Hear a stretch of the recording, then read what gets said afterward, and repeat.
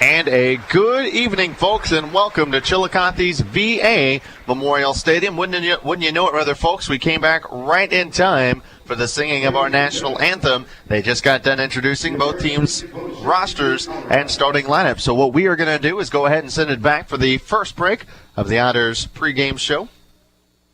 As actually they are walking the colors out as we speak, out onto the field in preparation once again of game number 3 of this best-of-5 playoff series, with your Evansville Otters leading it 2-0. And we return now to Chillicothe's VA Memorial Stadium for games 3 and games 4. Game 5, if necessary, of course, will be on Monday at Evansville's Bosse Field.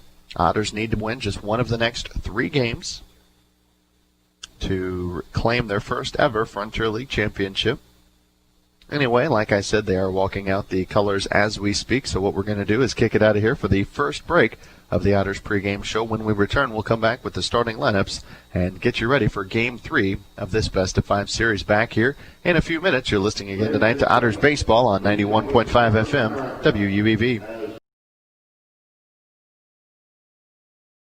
Back once again to Chillicothe's VA Memorial Stadium. Again, we just heard the singing of our national anthem as they are once again walking the colors off of the playing surface here. It's an all-turf facility, also known as, again, a synthetic surf.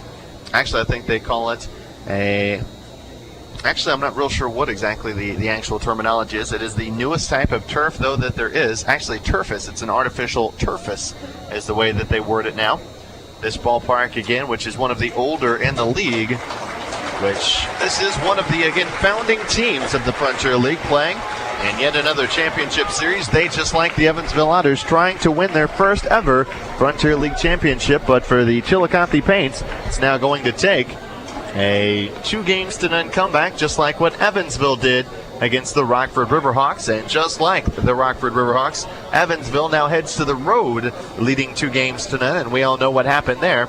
Again, this is a ballpark, though, that plays pretty true. It's a fairly small ballpark, although it plays a little bigger than what you might think. 325 down the right field line, 327 to left. In the alleys, it's 345 to right, 368 to center, and then somewhere around 395 feet or so to straightaway center field. There is an 8-foot wall that surrounds about half of the stadium down the right field line, specifically in the left field wall. There's another 3-foot section, which helps to make the fence a little taller, 11 foot in all. The scoreboard in this ballpark, located in left center field, the batter's eye and straightaway center field, consists of about a 30-foot dark green area of the fence with a yellow stripe across the top, denoting where the ball has to cross to be a home run. There's a party deck down the left field line. The stands, there's not a lot of them. It's kind of bleacher style. Some chairbacks, some not. They're all wood. Are located right underneath the ballpark or the grandstand part. There's some temporary seats that have been located down the left and right field lines. There's a contingency of Otter fans who have made the trip up, and they tonight will be down the third baseline. That will be, of course, where the Otters dugout is, down the third baseline. Evansville tonight in their traveling gray uniforms with the Navy numbers and letters trimmed in maroon, while the Paints are in their home whites, trimmed also in navy. Well, we know that these are two teams who have played very well at their respective ballparks. Evansville has not lost a postseason game in the hallowed halls of Bosse Field. The Chillicothe Paints, they are, again, a very good team here at home. We know that much about them. The Otters on the road have not played that well. That's certainly, again, an understatement. As Evansville all-time 15-19 in the postseason coming to this season. I should say coming into this year's postseason. And meanwhile, 3-3 against Chillicothe. That now stands 5-3 after the last 2 nights' win. Evansville tonight will send right-hander Chris Pillsbury to the mound with an 0-1 record to take on fellow right-hander Kurt Hartfelder.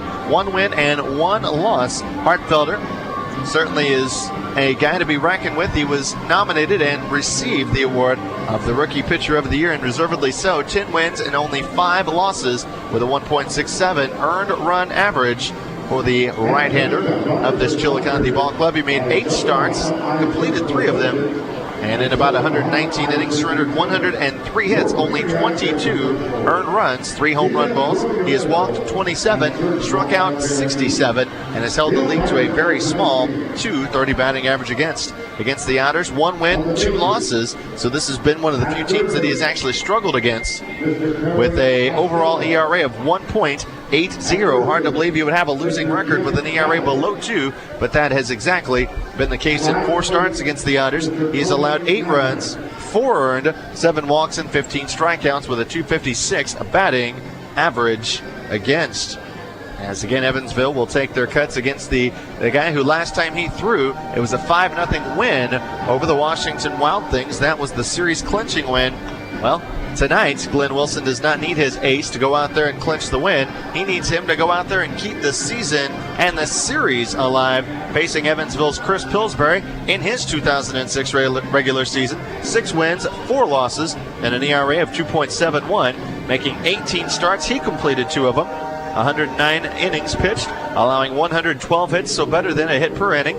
49 runs, 33 earned. He did surrender 4 home run balls, including 1 in this ballpark.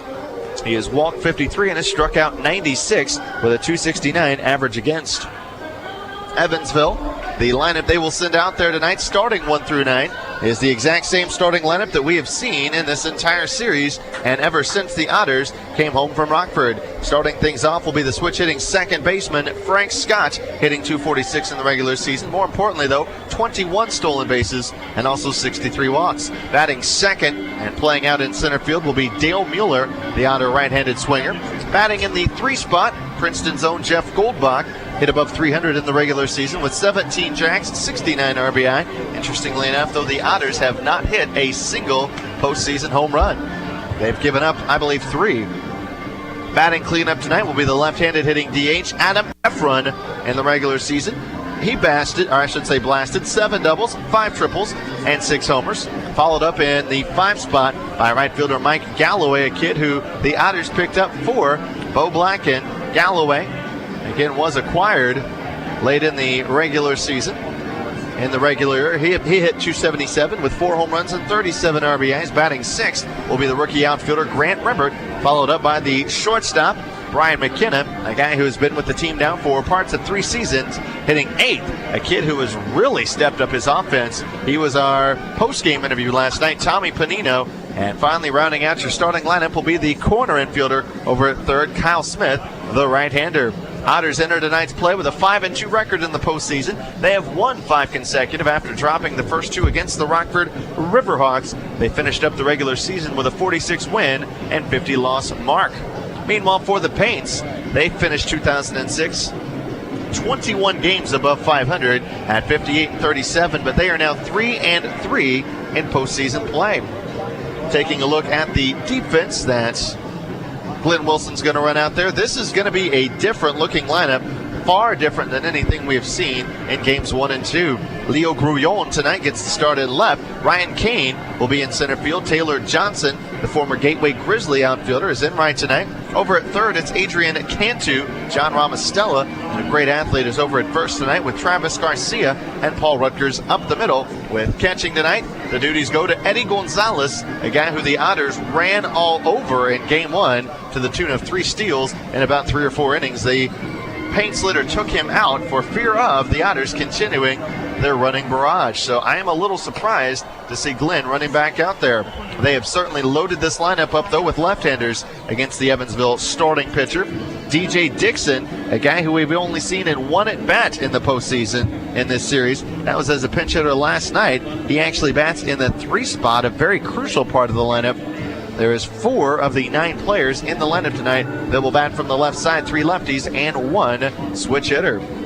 As again, we are scheduled to go with the first pitch here coming up right around the corner. I'm showing 6:02 back in Evansville. Again tonight, game number 104 on the 15th of September, 2006. So glad that all of you folks have been along with us for the ride, both in the regular season and now in the adventure that has become the postseason here in Evansville. Otters again started off 2-0 down in a hole against the Rockford Riverhawks.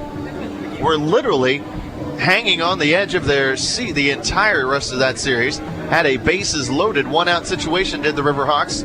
in a game that they trailed at one time 9-2, came back and made it 9-8 before Mike Bill came to the rescue and got a line-out double play to retire that threat. That ended up to be the last threat of the ball game. Otters then in Game 5, after winning in Game 4, down to their final strike several different times, down 3-2 in the 9th inning. The first two men went down in order, and Frank Scott was down in the count 0-2. The Otters season looked to be over. Frank came back, though, and worked it to a walk, ended up reaching first on the free pass after he was down in the count, 2 strikes. Dale Mueller then hit a chopper to the left side that, again, looked like it was going to be the final swing of 2006, but the gods were on the side of Evansville for that swing. The ball was kind of in between the third baseman and the shortstop of Rockford and made it into short left center field. Frank Scott, who had stolen second, made it to home plate without a throw. Proved to be the game-tying run, and the Otters then would win it in the 13th on Tom Panino's RBI double in a 6-3 win. Since then, it's been nothing but absolute joy for the Evansville Otters to come out and see the way they've been playing. A 4-0 shutout in Game 1 as Hopstadt's own Cody Blackard got the win in Game 1, a complete game shutout, a 3-hitter in which he struck out 6. Then last night's Game 2, Nathan Arnold, the USI product, he went 5 innings, surrendering 1 run. It did come to the leadoff man, John Ramostella, who led the game off last night with a solo home run. Otters answered with 4 runs in the 3rd inning to take a 4-1 lead, and after their lead had been cut down to 2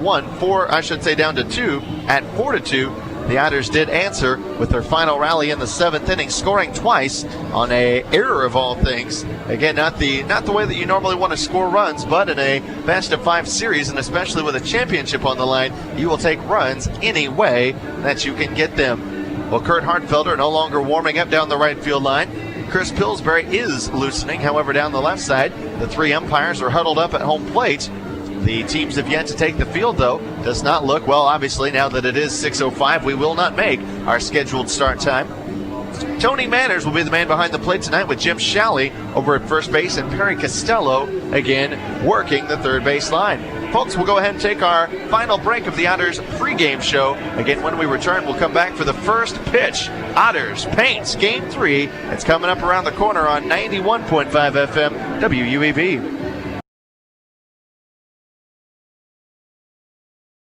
Well, the Paints now have taken the field, and the lanky right-hander Kurt Hartfelder begins his warm-up tosses. This is a guy that around the league is known as not an overpowering pitcher, but a guy who can just kill you living on that outside corner. And if the home plate umpire is giving him much, he will exploit that and continue to push it further and further off the plate. The Otters, much like with right-hander Derek Roper, who they saw in Game 1 and Game 5 of that Rockford series, said that if Roper's a guy that, again, you give him much, he is going to turn that into a bunch. As Roper beat the Otters in Game 1, but then could not do the same in Game 5. This will be the Otters' first chance to see Kurt Hartfelder in a couple of games, although they did, again, actually whack him around pretty good about 2 weeks ago here at this very same ballpark in that season-ending road trip for your Evansville Otters. Hartfelder was pulled rather early, but for those of you who have listened to this series, that should really come as no surprise, as Glenn Wilson, talk about a guy who has been very trigger-happy to take out starting pitchers. That has been Glenn. Hartfelder, in the game we're talking about, went just 3 2/3 innings, surrendered 5 runs, only 2 earned. On 5 hits, he walked 3 and struck out 2. Set the Otters down in order in the first inning, but then came out and walked back-to-back batters before Matt Edwards singled to load the bases. Grant Rembert then cashed in with a 2-run scoring single. Of course, Matt Edwards no longer with the team due to a broken thumb, and talk about a huge loss for the Evansville Otters to try and overcome. They have just shuffled the deck. Cal Smith has now taken over as the full-time third baseman. And obviously you lose nothing if maybe anything you gain something with defense, but certainly you do lose a guy in Matt Edwards who had the ability to hit the ball out of the ballpark and was just a overall big bat in the lineup. His loss, again, has been felt, but the Otters obviously have been getting along okay as the first pitch to Frank Scott comes in at 6:09 back in Evansville. And here in the press box, that's the only temperature I can give you, 77 degrees. As the 1-0 pitch, there's a strike. And Frankie now back to even at 1-1. This Chillicothe crowd looks to be probably about 700-800 here at the ballpark tonight. Now the 1-0 pitch. Frank shows bunt and takes the pitch low and inside. 2-1. Once again, Tony Manners calling the balls and the strikes. Jim Shalley at first and Perry Costello over at third. Otters looking to get off to the hot start, just like the Paints did last night. 2-1 pitch, rattled foul off the cage of the face mask of Eddie Gonzalez behind the plate. 2-2. Frankie swinging and sending the ball straight back into the screen. Scott last night singled twice, scored a pair of runs, also stole a base. He's swiped 2 in the series. As the crowd now begins to rhythmically clap, looking for the strikeout. Dale Mueller, Jeff Goldbach to follow. 2-strike pitch. Fastball just did miss that outside corner, and that runs the count full. Now to 3-2. That ball was a bit off the plate, and the home plate umpire did not extend the strike zone for Hartfelder. So now it'll be a payoff pitch to the Otter leadoff man. He's very good at working walks, and he's drawn one here. So the first man of the Otter lineup is able to get aboard. And for Kurt Hartfelder, that is one of the things he was looking to avoid. Not only a leadoff walk, but a guy that goes by the name of Frank Scott. He's pretty quick over there. Not the guy that I would want to have aboard, especially with Eddie Gonzalez back there behind the plate. Gonzalez had a terrible time throwing out the Otter base stealers. Scott in the regular season, again, was 21 out of 30 in swiping bags. As Dale Mueller now stands in from the right side. He'll be bunting unless Frank takes second. He'll show it and lay it up the first baseline. It's fielded by Hartfelder. He will then throw the ball to first. Received by John Ramostella, 1-3 on the sacrifice. Otters elect not to roll the dice and send Scott on the stolen base. Instead, they'll play some small ball and again sacrifice him over to second. As Jeff Goldbach to the plate now with a runner at second and one man gone. Scott in scoring position for the Otters. And Goldbach will try and do just as he did in Game 1 in this exact same situation in Evansville and scoop a base hit into left field to get the Otters on the board. Left fielder Leo Grullon playing a little deep. So a base hit that makes it through should score the run. First pitch to Jeff will stay high, 1-0. Against the right-hander Hartfelder. Goldbach this regular season, 3 out of 10. With 1 RBI, he'll swing and send a liner to the third baseman, who makes the stab and then throws to second late. Second baseman Paul Rutgers was not even covering the bag, so the Paints a little fortunate there that ball did not catch Rutgers by surprise and make it into the outfield. Goldbach hits the ball square, but hit it right down the line into the glove of Cantu. And with that out, now the runner stands at second base with 2 men gone for Adam Heffron, who is 1 out of 3 with 2 walks and a strikeout against Hartfelder. So he obviously has not seen him and near as many at-bats. Swings on the first pitch and lifts one foul, 0-1. Otters again, any one of these games now have a chance to be the one that gives the team a historic first ever championship series win and bring that Frontier League trophy back to Bosse. Scott dancing around at second. He holds 1-2 pitch. 0-1 pitch is a fastball cut on and missed, and the count now slides much into the favor of Hartfelder at 0-2. Heffron, the left-handed hitting DH, hitting .238 in the regular season with runners aboard in scoring position and 2 outs. Now the 0-2 pitch is a high fastball, nowhere near. And Heffron not biting, 1 ball, 2 strikes. Adams had a big series, has driven home 5 so far. 2 in Game 1, and then had a bases-clearing double in last night's Game 2. It was his only hit of the contest, but it was good enough to earn him Player of the Game honors as the 1-2 pitch fumbled around behind home plate. Not able to hold on to it was Eddie Gonzalez. Probably would have been a ball anyway, but the fact that it was dropped certainly made sure of it, and the count now back to even at 2-2. 2 balls, 2 strikes, and 2 men gone. Deuces wild here in the first inning. Otters and the Paints scoreless. 2-strike pitch, got a piece and fouled it back. And the count and the at-bat will continue.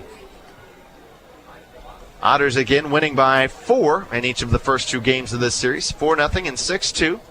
They've out-hit the Paints 8-3 and 11-8. After a leadoff walk, that so far is all that the Otters have been able to muster. 2-strike pitch is going to be popped up left side. Easy play for Adrian Cantu, who drifts back and makes the squeeze to retire the Otters here in the first. So they will get the leadoff walk, sacrifice him to second, but strand him there. And the Otters leave the game's first base runner on a 14-pitch inning for Kurt Hartfelder. Gets us to the bottom half of inning number 1 and a scoreless tie. You're listening again tonight to Otters Baseball, exclusively here on 91.5 FM WUEV. Well, after a scoreless top of the first inning, Chris Pillsbury will be given the challenge of answering Kurt Hartfelder's opening frame. The 3 men that he will face to start off the ball game will be right-hander Ryan Kane, the center fielder, who's a quick little guy, a .272 batting average with 4 RBIs in the season. And actually, he's going to come in and bat from the left side. Well, check that. So he will be a left-hander. Did miss one in my rundown of the starting 9, so that'll actually be the 5th left-hander in the lineup tonight. As Kane, again, very quick, had a pinch hit single against Evansville's Ryan Burnell last night. Takes the first pitch low and inside from right-hander Chris Pillsbury, a 6'3", 185-pound right-hander. Was selected by the Florida Marlins back in 2003 in the 13th round. As the 1-0 pitch is lined foul, just missed being extra bases by merely probably about a foot. And the count evens up at 1-1. Kane, Grullon, Dixon, lefty-righty-lefty duo up here in the first, followed by John Ramostella, Adrian Cantu, and Travis Garcia. Taylor Johnson, Paul Rutgers, and Eddie Gonzalez round out the starting 9. As Pills misses downstairs with his fastball, 2-1. Pillsbury head-to-head against this team, 2-0. Both wins coming at Evansville's Bosse Field.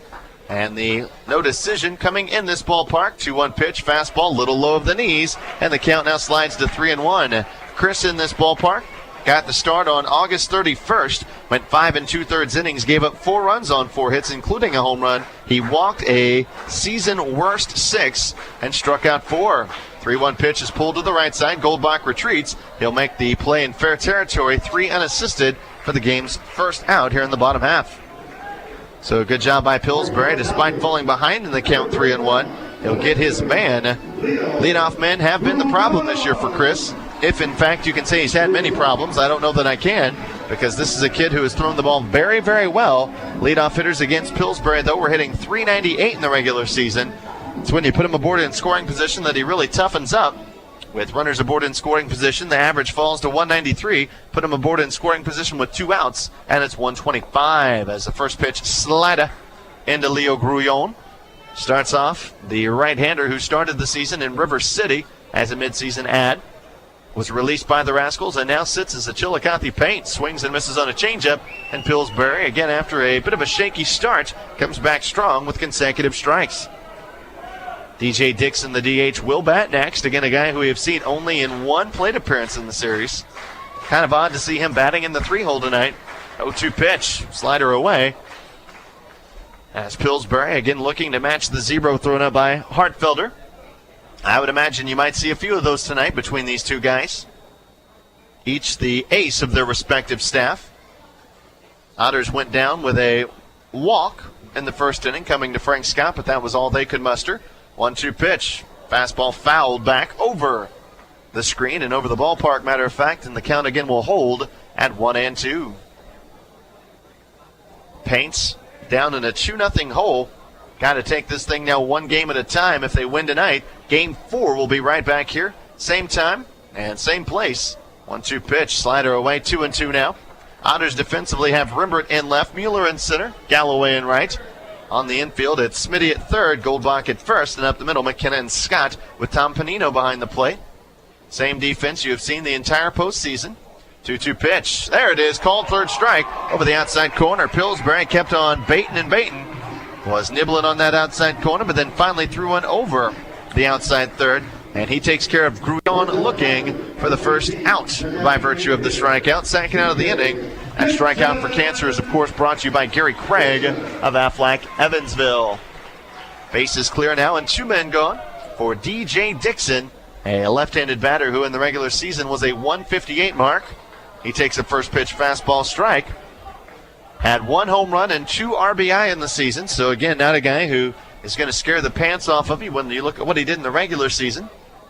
But that being said, obviously, it all goes back to 0 when you start up postseason play. And he gets the honor tonight of batting in the 3 spot. Again, Game 4, if necessary, Evansville would start left-hander Matt Restivo, and the Paints have yet to determine who exactly would throw the for them in Game 4. I imagine that would have to do with who all they have to use tonight. Glenn Wilson has not been shy about running pitcher after pitcher after pitcher out there in the first 2 games. Matter of fact, he's gone through 13 pitchers in the 2 games. 2-1 pitch from Pillsbury, swung on and driven into left center field. Mueller going back on it into deep left center field, reaches up and makes the catch just shy of the scoreboard for the final out here in the first. Ball was stung and hit hard, but again, a good job to run it down by Dale Mueller. It's going to be a 15-pitch scoreless first for Chris Pillsbury. Sets him down in order, 1, 2, 3. We send it to the top of the second. Otters and Paints scoreless after 1 on 91.5 FM WUEV. Evansville starts it off the second with right-hander and right fielder Mike Galloway to the plate. Mike had a double last night in 4 tries. Also a couple of strikeouts, and he was also walked, so actually 1 for 3 in last night action. Swings in the first pitch and sends a missile back through the box for a leadoff knock here in the second. He has the first hit of the contest for either of these 2 teams. That, of course, the Zeidler's big hit of the ball game. Was waiting on the first pitch and just smacked it again right back through the middle. And the Otters have that leadoff man aboard with Galloway to the bag. Now Rembert to the plate. 1 on, nobody out. As Rembert perhaps again will be called upon to sacrifice, shows bunt and takes an off-speed strike at 0-1. Grant in last night's contest totaled an evening of 1 out of 3. Had a single, a walk, reached on an error, and lined to center. Galloway, not exactly a Cheeto over there at first. Not a guy that you expect to see take off on his own. Otters may try and hit and run, but that might be, again, a little risky in a game that still has a lot of importance for this ball club. A 1 pitch, not showing bunt, taking the strike was Rembert. And he's now down to the count at 0-2. So the Otters, for the second straight inning, will get the leadoff man aboard. But in that second inning, I should say in that first inning, stranded him at second. Will this inning be different? Hartfelder now leads the count. 0-2, breaking ball swung on and belted to deep left field. Grouillon's going back on this baseball at the track. It is off the top of the wall. Heading to third is Galloway. They're going to wave him. Relay throw comes to Travis Garcia. His throw to the plate, not in time. Your Otters take a 1-0 advantage on a hanging breaking ball and an 0-2 pitch. Grant Rembert tattoos a deep baseball to left field to score Mike Galloway from first, and the Otters, they again take the game's first lead on a ball that Grant Rembert did not miss. He got a breaking ball that, again, was just spinning up in the zone and punished that baseball, nearly taking it out of the yard. I'm not sure where exactly it hit on that wall, but it did not miss getting out of here by 2 terribly much. So, again, the Otters take the game's first lead on Hartfelder. And now McKenna to the plate. He will take a breaking ball strike. Another one of those tumblers. That looked to be pretty much the same pitch that Rembert teed off on. And what's most impressive about that, again, it was on an 0-2 pitch. McKenna trying to move that runner over to third, fouls back the 0-1, and now sits in an 0-2 count. As a hitter in this situation, you have one objective: hit the ball to the right side somehow. Whether it be a ground out, a fly ball, something, you got to move that runner over to third and give Panino a chance to drive him home with a fly ball and double your lead. McKenna is a good inside-out hitter. Of course, Hartfelder knows what McKenna's trying to do, so he'll try and bust him in as the 0-2 pitch is a bouncer to the plate. Now 1-2. Rembert again stole 2 bases in the regular season, and it's no real surprise the Paints will already begin the warm-up down the right field line. Glenn Wilson says if we're going down, it's going to be a multi-task effort tonight. 1-2 pitch, breaking ball pulled, foul. Actually, that might have just been a changeup, something that didn't have a lot of zip on it. Is sent down the third base side, out of reach of anybody of importance at least, as the count again holds 1-2. Nobody out in the inning. A leadoff single and a next batter double has brought home the run. As time called by McKenna, he'll stand out. The right-handed hitting shortstop in the regular season batted .258, 2 home runs and 26 RBI. Hartfelder again will step off as time is called.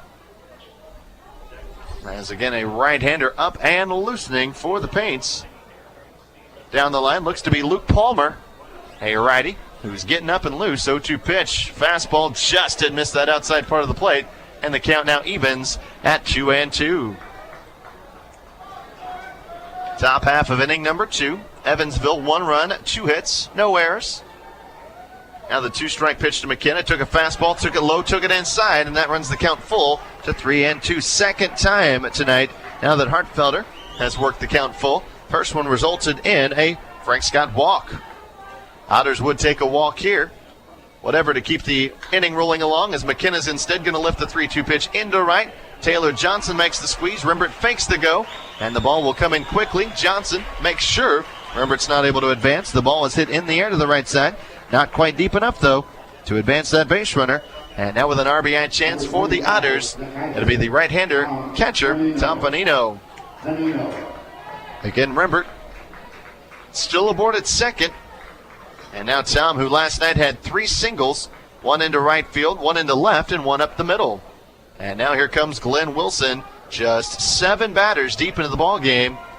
And again, I would not imagine that he could even think about taking out Hartfelder at this point, although I've also learned not to doubt anything with this guy. You never know what's going to happen when he goes out to the mound. If he indeed heads back to the dugout with Hartfelder still in the ball game, it would only be the second time in the entire series that he's gone out there and not taken the hook with him.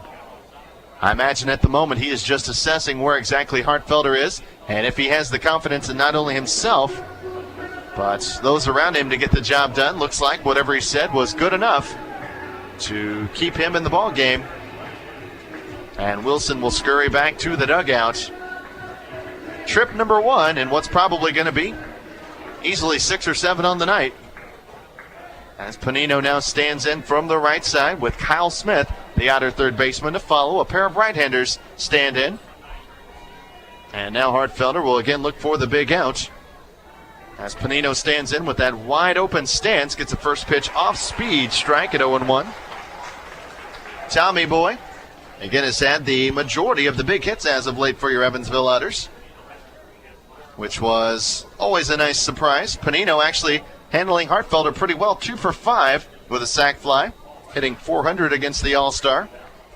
Voted again as the most valuable rookie pitcher in the league. Rembert at second with his lead. Now Hartfelder sets the 0-1 pitch. A breaking ball misses away, and that squares things up to 1-1. 27 pitches now in the night for Hartfelder, 13 in this particular inning. Otters lead again by a score of 1-0. Early on, we're in the top of the second. 1-strike pitch to Tom, swung on in line into the glove of the second baseman, Ramostella, goes to second, doubles off the runner, and the Otters, with the game's first mental mistake, are going to lose that one-out double. Actually, the no-out double. Panino hits the ball hard, but unbeknownst to him, that'll be the final out of the inning. A double play will get the Paints out of the jam. In the inning, a run comes in on 2 Otter hits, no errors, and nobody left. 28 pitches, 14 in the frame for Kurt Hartfelder, as we send it to the home half of the second. Otters with a 1-0 lead on 91.5 FM WUEV. John Ramostella, who in his last at-bat last night, homered over the left center field wall, deep into the night air at Evansville's Bosse Field. Let's see how he fares in his first at-bat tonight against Otter starter Chris Pillsbury, who whittled through that first inning 1-2-3, throwing just 15 pitches. He got a ground out, a strikeout, and a line out. Misses away with his first pitch to Ramostella, who will be followed up by left-hander Adrian Cantu, who has had some very big hits against this ball club this season. As Ramostella takes a second pitch slider strike, 1-1. Righty-lefty-righty due up in the inning. Ramostella, Cantu, Garcia. Garcia again homering in 3 straight ball games at this park against the Otters. Swing and a miss by John, out in front of a changeup, and now Pills out in front of the count 1-2. Otters again had a chance for a big inning last frame, but had a double play on a lineout that John Ramostella was a part of. Helped to snuff out that chance. 1-2 pitch from Pillsbury. Breaking ball. Got him swinging. Down on strikes goes Ramostella. Second strikeout of the night for Mr. Pillsbury. Came on that good sharp slider. That second strikeout of the night brought to you by Qualex of Mount Vernon. Otters have stranded the game's only base runner. Paints have yet to get one aboard in 4 times up, as Adrian Cantu, the left-hander, now will stand in. Cantu head-to-head against the Otter right-hander, 1 for 6. Guys who have had some pretty good success against Pillsbury this year. You'd have to look at a guy like Ramostella, 2 for 6, now 2 for 7. And then Luke Barganier, who's not in the lineup tonight, by the way, 2 for 7 as well. Cantu 1 for 6. You've got Garcia 1 for 8. As the first pitch swinging to Cantu results in a foul ball down the right side. Brian Colopy also not in the lineup tonight. 0 for 5 against Pillsbury. Chris on the road, 3 wins, 1 loss in the regular season. Did have about a 1.5 higher ERA as opposed to on the home surface. This is high with an 0-1 fastball to square the count up now at 1-1. Otters last night, the difference-making inning was the third. They scored 4 times in a frame where quite easily Chillicothe could have had a 1-2-3 inning. It was one of those odd innings where literally just everything had to go wrong, and it did for the Paints. Count sits to 2-1 now as Chris falls behind, something he did a little often in that first inning. Was still able to work a perfect frame. 2-1 pitch, slider away, now 3-1. Cantu on the regular season stole 3 bases, so not a guy that you just circle and say he cannot get aboard or we're going to be in trouble. But at the same time, with Travis Garcia, a power-laden shortstop waiting on deck, I'm sure Pillsbury would just as soon see him up with the bases empty as swinging and fouling off the 3-1 pitch is Cantu. That runs the count full for the first time tonight against Mr. Pillsbury. Chris now with 24 pitches, 13 for strikes. He again has faced 4 batters, has fanned 2, and so far has looked pretty sharp. Wind and his payoff pitch, low and inside. That'll be the first base runner to reach against him. Cantu's aboard on the 1-out walk. On the 25th pitch of his night, Chris now works from the stretch.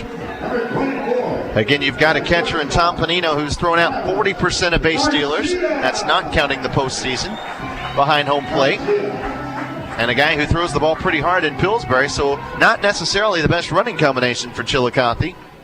Although they have not had many chances to run, so they may kind of go to the theory that if we're going to go down, we're going to go down running. As Pillsbury sets from the stretch, the right-hander takes a first pitch fastball, and Garcia down in the count early on, 0-1.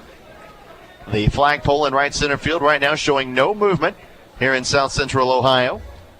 Home of the Chillicothe Paints, VA Memorial Stadium, where the lights are on as darkness does begin to descend upon us here on a Friday evening as Garcia is going to lift a deep drive to left field. Rembert back at the track. He's done it again. And Travis Garcia is going to erase that 1-0 deficit and give the Paints just their second lead of this postseason series. Looked like he got a breaking ball down and in and turned on the baseball down the left field line and hooked it over the left field wall for a 2-run homer. So Chris Pillsbury literally on his first hit given up, it serves up for a 2-run homer. Follows up a walk on an 0-1 pitch. Again, Garcia will take him deep. So the Otters, again, for the second time in the series, now will face a deficit. And for the second time in the series, that deficit will come thanks to a home run. As Taylor Johnson, the right fielder, stands in and takes the first pitch strike, 0-1. Paints have been out hit on the night 2-1, but that is also the same score by which they lead this contest. Wind and the 0-1 pitch, a high fastball, sends Taylor spinning back out of the way.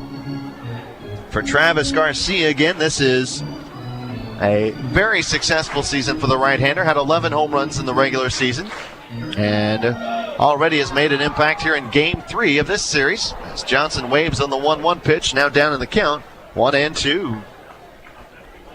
In the inning, 15 pitches for Pillsbury, which matches the total he threw in the first inning.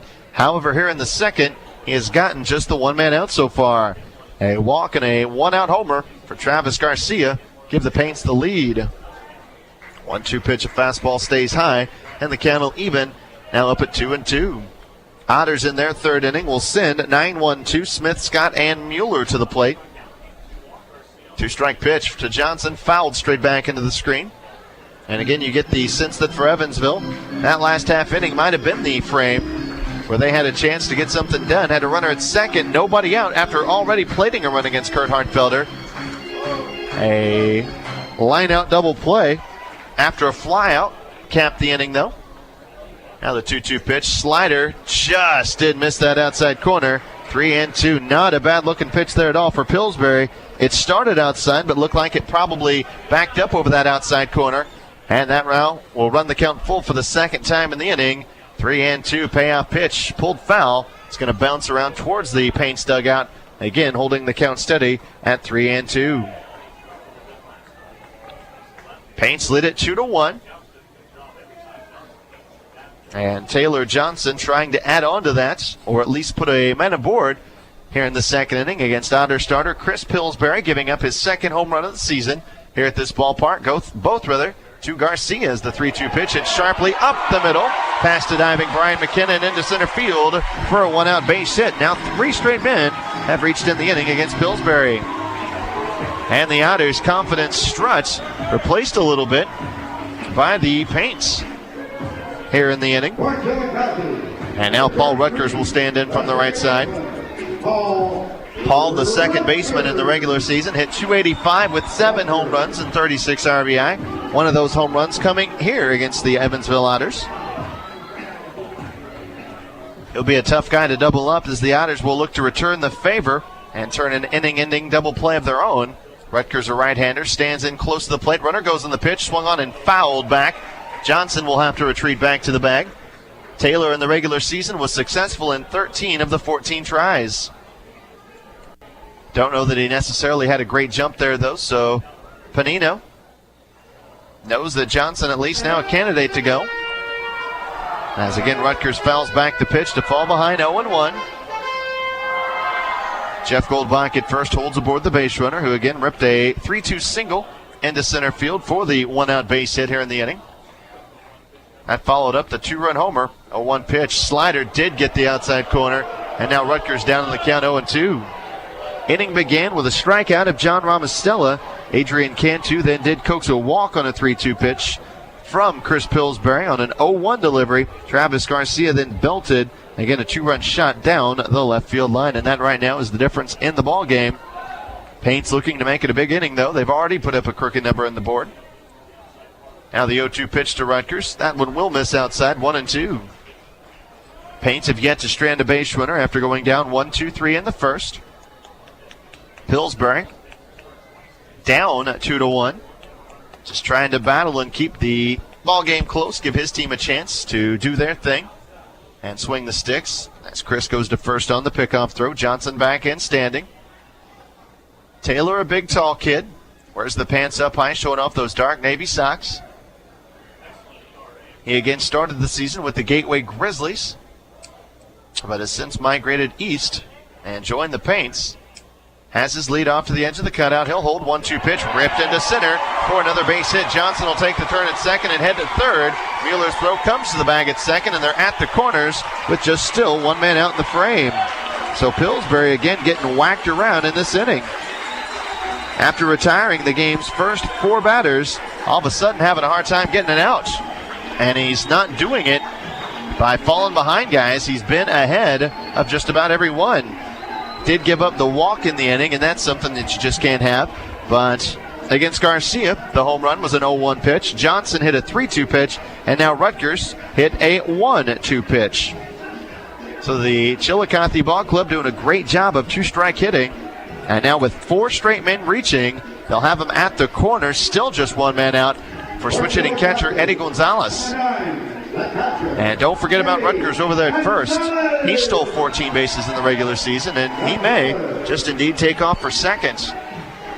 And if that happens, Evansville's going to have to make the choice of do you throw through or do you just pay attention to Taylor Johnson and give up the stolen base. Panino will go out and flash through the infield signs for that exact situation. Runners at first and third. And again, one man gone here in the second. Already, it has been a lengthy inning of work for Chris Pillsbury. He has faced 5 batters, 4 have reached against him. A walk, a homer, and then consecutive singles now have put him at the corners. And with Eddie Gonzalez to the plate, a chance to add on to a 2-1 lead. Pillsbury sets the first pitch. It's going to be lifted foul. And out of play at left side at 0-1. 40th pitch of the night now for Pillsbury, who's sitting on 25 in the ball game. Otters kind of are at a crossroads. Obviously, if this game were to get out of hand early, who do you throw in relief, knowing that Game 4 will be followed up right following this game tomorrow night? A 1 pitch swung on and missed. Good sinking fastball from Chris, and he'll jump ahead 0-2. Again, the problem has not been getting ahead this inning, though, or even for that matter tonight. It's been putting away these Chillicothe hitters. Count again sits to no balls, 2 strikes. Paul Rutgers at first, Taylor Johnson at third. Evansville needs a hard hit ground ball at somebody, a shallow fly ball, or a strikeout here. Runner at first breaks, 0-2 pitch swung on and pulled to the right side. The run will come home as Scott goes to second for the out. Goldbach's throw now goes to third, and they will get the runner at third as well on the double play. The run will come in to score, however, on the play. It's going to be a 4-3 Eddie Gonzalez ground out. He will get the RBI to increase the lead to 3-1. However, out on the play at third, Paul Rutgers 3-5 for the final out of the inning. In the frame, though, again, 3 runs will come in to score. Those 3 runs plate on a total of just 2 hits, no errors, and nobody left in the inning. So, Chillicothe into a 27-pitch second inning will take a 2-run advantage, and they now lead at 3-1, their biggest lead of the series, with Kyle Smith, Frank Scott, Dale Mueller, 9-1-2 coming up around the corner on 91.5 FM WUEV. Well, after an odd double play ends the last inning, Kyle Smith will come to the plate and get it started for your Evansville Otters. Again, with runners at first and third, a ground ball chopped to the right side did result in the run coming in, so it did go for an RBI. But then the runner at first, Paul Rutgers, had the idea in his head that he would go from first to third on the play, and Jeff Goldbach with a heads-up throw beat him to the bag at third for the final out of the inning. And I'm not sure if that'll end up being a big play in the game or not, but it certainly helped the Otters wiggle out of a pretty bad jam. Again, the Paints now with a 3-1 lead as Smitty's going to lift the 1-1 pitch in a shallow left field, and that baseball will look like it dropped. Nope, they're going to say he caught it out in left field. Leo Grullon for the out.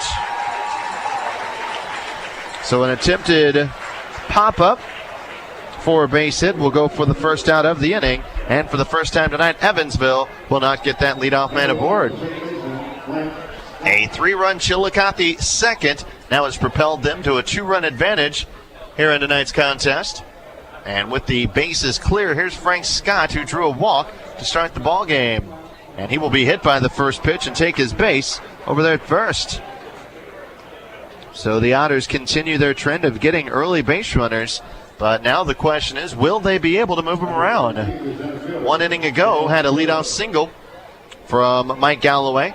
On the 0-2 pitch that followed, Grant River then belted a double that nearly left the ballpark, scoring Galloway to give the Otters a 1-0 lead. After that, though, Evansville got 3 straight outs, including a double play that took care of the inning, and thus they were not able to score anymore. And now that we see how things have kind of transpired, well, that could end up being a big turn of events. Dale Mueller now to the plate. He laid down a sac bunt first at bat. Takes a high fastball, does the right-hander. Now 1-0. Scott has walked, been hit by a pitch. Sacrificed to second in the first inning, did not score. Otters again not able to come up with the clutch hits, at least early on here in tonight's game 3, first game of the road part of the championship series. You've got Goldbach on deck, who lined out to third last at bat. Now the 1-0 pitch. Mueller shows bunt. He'll bunt it back to the pitcher. Hartfelder, who fields. That's a 1-3 put out. Not sure if they'll give him the sacrifice or not. Really doesn't matter.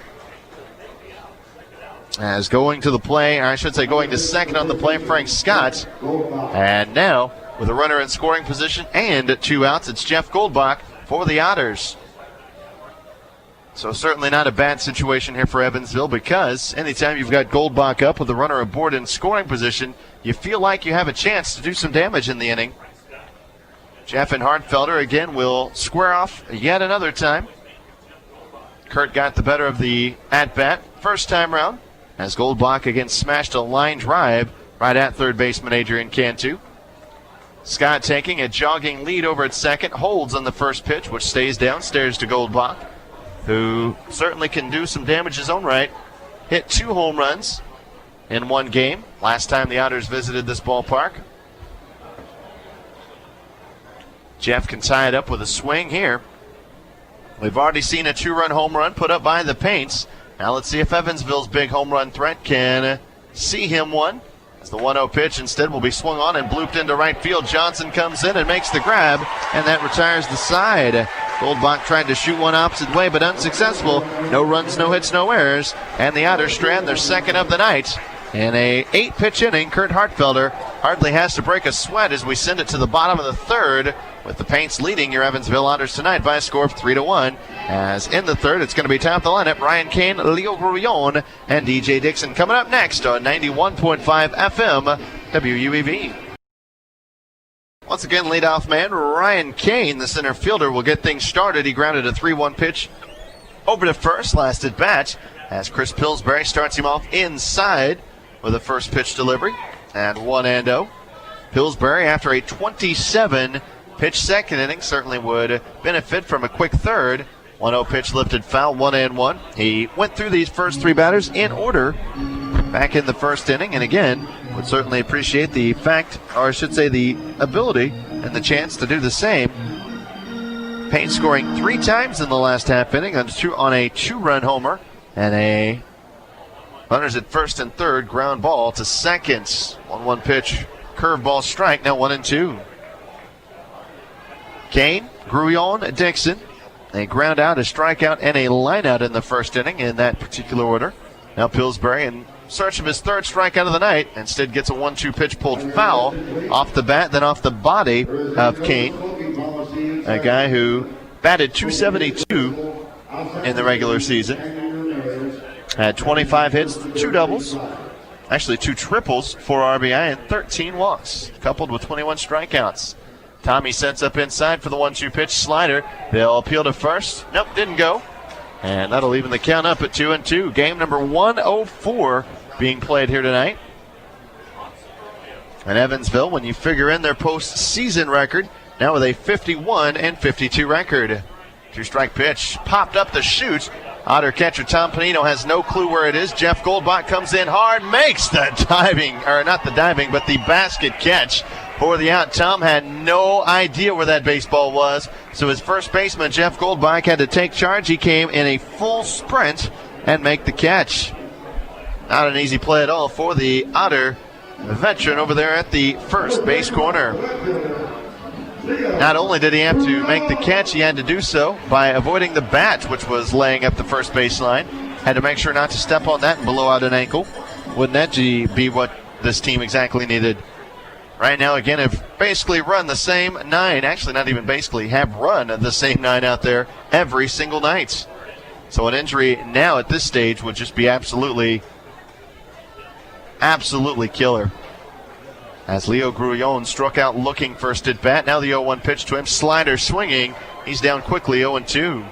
And Pillsbury has had his number tonight. Has not given him much at all to hit, but at the same time, Grullon has been baffled by whatever Chris has thrown his way. We're not quite an hour deep into this contest yet. We sit bottom of the third. It's the 0-2 slider. This one misses low and inside, 1-2. Evansville down again by a 3-1 score. The team took a 1-0 lead in the second inning, but the Paints answered with 3 of their own on a 2-run homer and again an RBI groundout. And that right now again sits to be the difference. Each team with some runs in the second inning. Right now though, the Paints just happen to have more, as the 1-2 fastball will stay high to even the count. Now at 2-2. DJ Dixon, who lined to center, waits to hit next. Now the wind and the kick. 2-strike pitch is swung on and hit a high and long way down the left field line. Should stay in play though. Now it's actually going to drift out of play, and Grant Rimbert not able to make the catch, as I think he must have lost that baseball, because if he runs hard the whole way, I don't think there's any question he makes that play. However, the ball ended up bouncing about 6-7 feet away from him, out of play, and again the count holds 2-2. So Grullon catches a bit of a break, and that's his pop-up, not able to be handled, and he'll get a second chance. Base is clear, 1 man gone, and a 2-2 count on the Chillicothe left fielder. Paints lead it 3-1. They trail, though, the series 2-0. And now Pillsbury looking to finish off the left fielder. 2-strike pitch will be swung on, lined into left field. On comes Rimbert, and that baseball drops in front of him. Again, it looked like a ball that I thought he was going to get to, but it found the grass or turf in front of him, and a one-out single gives the Paints their second straight inning with a man aboard. It's been that second batter each of the last 2 innings that has gotten Chris in trouble. And now DJ Dixon, a left-handed bat, comes to the plate with a runner at first and a man gone. Grullon in the regular season, 2 out of 5 in stolen bases.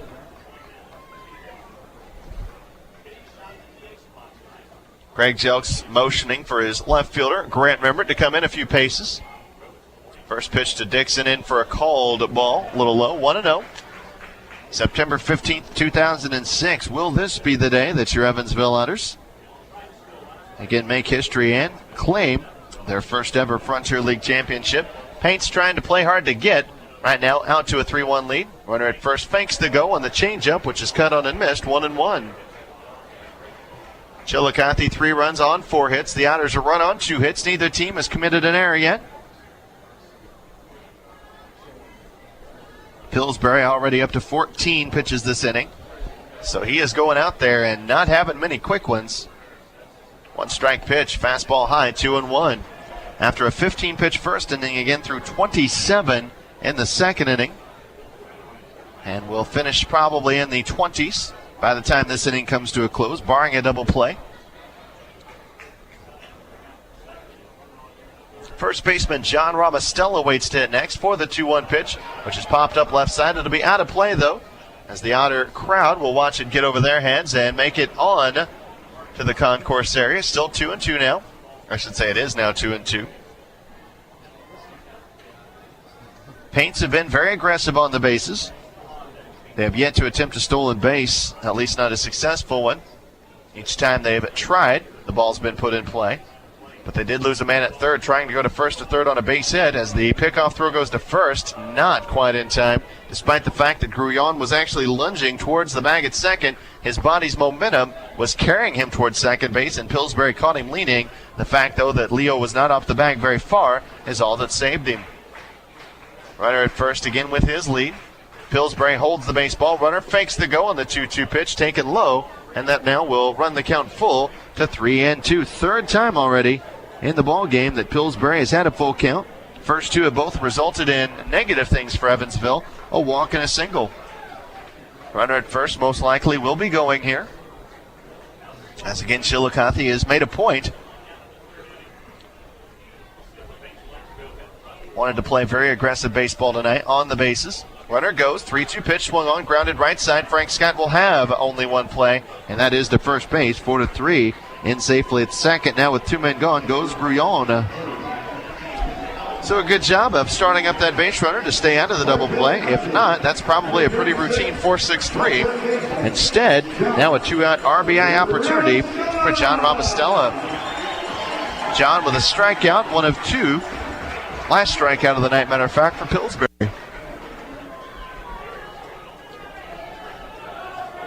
Chris, a right-hander who again features a fastball in the low 90s, upper 80s. Sharp slider, good changeup. Works from the stretch with the runner at second. First pitch to Ramostella. Fastball gets the call over the outside corner, and 0-1. Ramostella, a guy who can beat you with not only his feet, but also obviously the power on the regular season. John with 13 home runs, 60 driven home. The right-hander has had a very good season against Evansville. Successful in both Bosse Field and here at Chillicothe's VA Memorial Stadium. Takes an 0-1 pitch low, and that squares the count up to 1-1. Specifically, looking at his head-to-head numbers, Ramostella in 9 regular season games hit .355 against the Otters. Stole 4 bases. Also added a home run. Paints again have yet to strand a base runner. They have a runner aboard at second. Now 2 men gone. A 1-1 count on Ramostella. The kick and the 1-1 pitch. Fastball's cut on and missed. Nearly fell down on the recoil of the swing. 1-2. John's a guy that's not going to go up there and be cheated. That much I can pretty well assure you. Again, a big swing and a miss. And now Pills back in front of the count. 1-2. Otters down by a pair. 3-1 here in the bottom half of inning number 3. Game 3 of this best-of-5 series that Evansville's looking to wrap up here tonight. As Chris spins and fakes the throw back to second with Frank Scott, the second baseman, covering. Grouillon kind of had to belly crawl back to the bag at second. He dove, but didn't go anywhere. Literally on his hands and knees, kind of scrambled back to the bag. Ramostella again up in a big spot early. 1-2 pitch. Took the breaking ball just, and I do mean just inside. Now to even the count at 2-2. So we are back to square. 2 balls, 2 strikes with 2 men gone. Also known as Deuces Wild here in the third. 2 balls, 2 strikes on Ramostella. Again, he struck out swinging in the second. What about here in the fourth? Check that, the third. Tommy sets up outside. Runner holds. 2-2 pitch. Slider away. And they will not get him on the check swing. Still a 2-strike count, but now it is run full at 3-2. Tough pitch to lay off of. And I'm surprised, A, that Ramostella was able to hold, and B, surprised that ball didn't get the call in the corner. It did not on either count, though. And now a payoff pitch with first base open. Instead, Pillsbury goes to second on the pickoff throw, which was a little high. Scott's tag was a moment too late, and the runner back in safely. On deck, left-hander and third baseman Adrian Cantu, who drew a walk. A 1-out walk in the second inning, which led to a run scoring as he came in on the Travis Garcia blast. Those are the guys that follow Ramostella. Runner at second holds, payoff pitch, slider strike, and he is gone.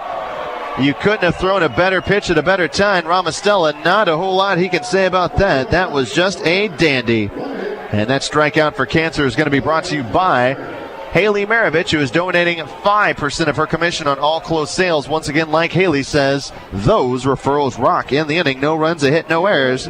Finally, the Paints strand their first of the night. Chris throws 24 pitches in the process, and we send it to the now top of the fourth with your Evansville Otters trailing by a 3-1 score with Adam Heffer and Mike Galloway. Grant Rimbert coming up next on 91.5 WUEB. Well, we missed one pitch in the fourth inning, and it proved to be a pitch resulting in an out, as on the very first pitch, Adam Hefferon hits a missile into right field for the first out of the fourth inning. Hit the ball very, very hard, but for the second at bat, Adam now will have nothing to show for it as Mike Galloway hit a first pitch single back through the box, and his only at bat shows bunt and takes it low, 1-0. Don't think he's fooling anybody by showing bunt, but if nothing else, now Adrian Cantu has to cheat in a step now or so, perhaps giving Galloway a chance to blast one by him. As the right-hander Hartfelder brings home an outside pitch strike, 1-1 on his 39th delivery of the night. He has done a good job of limiting his pitch count, and right now, despite giving up a second inning run, looks pretty good. Takes a 1-1 fastball high to Galloway, 2 balls and 1 strike. Otters have had at least one base runner in each of their first 3 innings. Have had the leadoff man aboard now in 2 of the 4.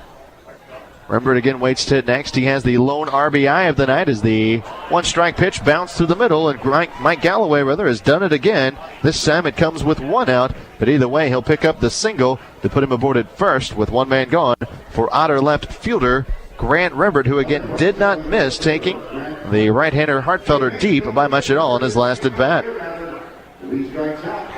Rembert hit an 0-2 pitch, kind of a hanging breaking ball, and just tomahawked it deep to left field.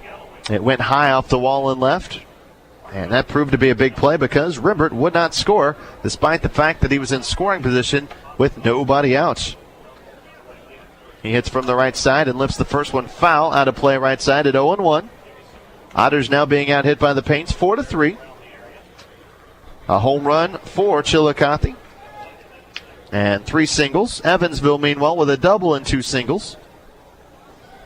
Paints, they'll have the big hit of the night, a 2-run home run off the bat of right-hander Travis Garcia, who will bat second in the next inning. 5-6-7 due up for Glenn Wilson's club. Galloway at first with his lead. Now the 0-1 pitch, breaking ball, dangles in for a strike, and remember down in the count 0-2. That ball probably thrown in about 60 miles an hour or so. Has a lot of late drop to it. And now Grant down in the count 0-2 just as he was in his first at bat. 0-2 pitch, breaking ball hit to the right side, might indeed be 2. As note, Rutgers is going to bobble the ball and be lucky to just get the 1, 4-3. So advancing on the play will be the runner at first, Mike Galloway. He's now safe at second with 2 men gone for the Otters shortstop, and Brian McKenna unable to drive home the run in his first at bat with nobody out. This time he'll be up with a runner in scoring position and 2 men out. In the regular season, in these scenarios, hit .240. Galloway at second, a perfect 2 for 2 with his lead. He scored the only run of the night for Evansville. Takes the first pitch strike as McKenna 0-1. A sharp line out, a single, and a ground out to the right side. That has been the Otter inning so far. A base hit here could very well produce that second run of the night for Evansville, as the 0-1 pitch is going to be flared into left field. Caught by the left fielder, Leo Grullon, to retire the side. Evansville just not able to drop him in or hit him over. No runs, 1 hit, no errors. They strand already their 3rd man of the night. A 10-pitch inning for Cart Hartfelder. Through 4 innings, he has not even averaged more than 12 pitches an inning as he gets McKenna on the pop-up to retire the side. We send it to the home half of the 4th with the Paints on top, now by a score of 3-1 on 91.5 FM WUEV Evansville. It'll be left-hander Adrian Cantu to the plate. Again, his 1-out walk sparked the 3-run rally that was the second inning for the Chillicothe Paints, and right now that is the difference of this contest as they lead it by a 3-1 score. Cantu, Garcia, Johnson, all of whom reached against Otter starter Chris Pillsbury, will bat here in the 4th. Pillsbury, again, sitting already at 66 pitches, averaging 22 per frame, and he has now missed with consecutive balls to the the left-hander in Cantu. Chris has walked just 1, but is halfway to doubling the feat with Cantu to the dish. Adrian took a 3-2 breaking ball inside for the final pitch of the at-bat. Swings in the 2-0 and sends a chopper right side. Scott will scoop on the 3rd hop and throw out the leadoff man in the inning. Pillsbury has retired the leadoff man in all 4 innings so far and has certainly pitched well. You take away the 1 inning where he went through about a 6-7 minute stretch where he just was not able to record an out. And that has again been the big problem area for him as Travis Garcia. The thing about him against the Otters, he usually has 1 big hit of the night, but no more than 1, so he's already used up his 1. Will he now have a big evening against them? Takes the first pitch inside after launching an 0-1 fastball down the left field line for a 2-run homer that right now is the difference of this contest. Takes a fastball outside part of the plate, 1-1.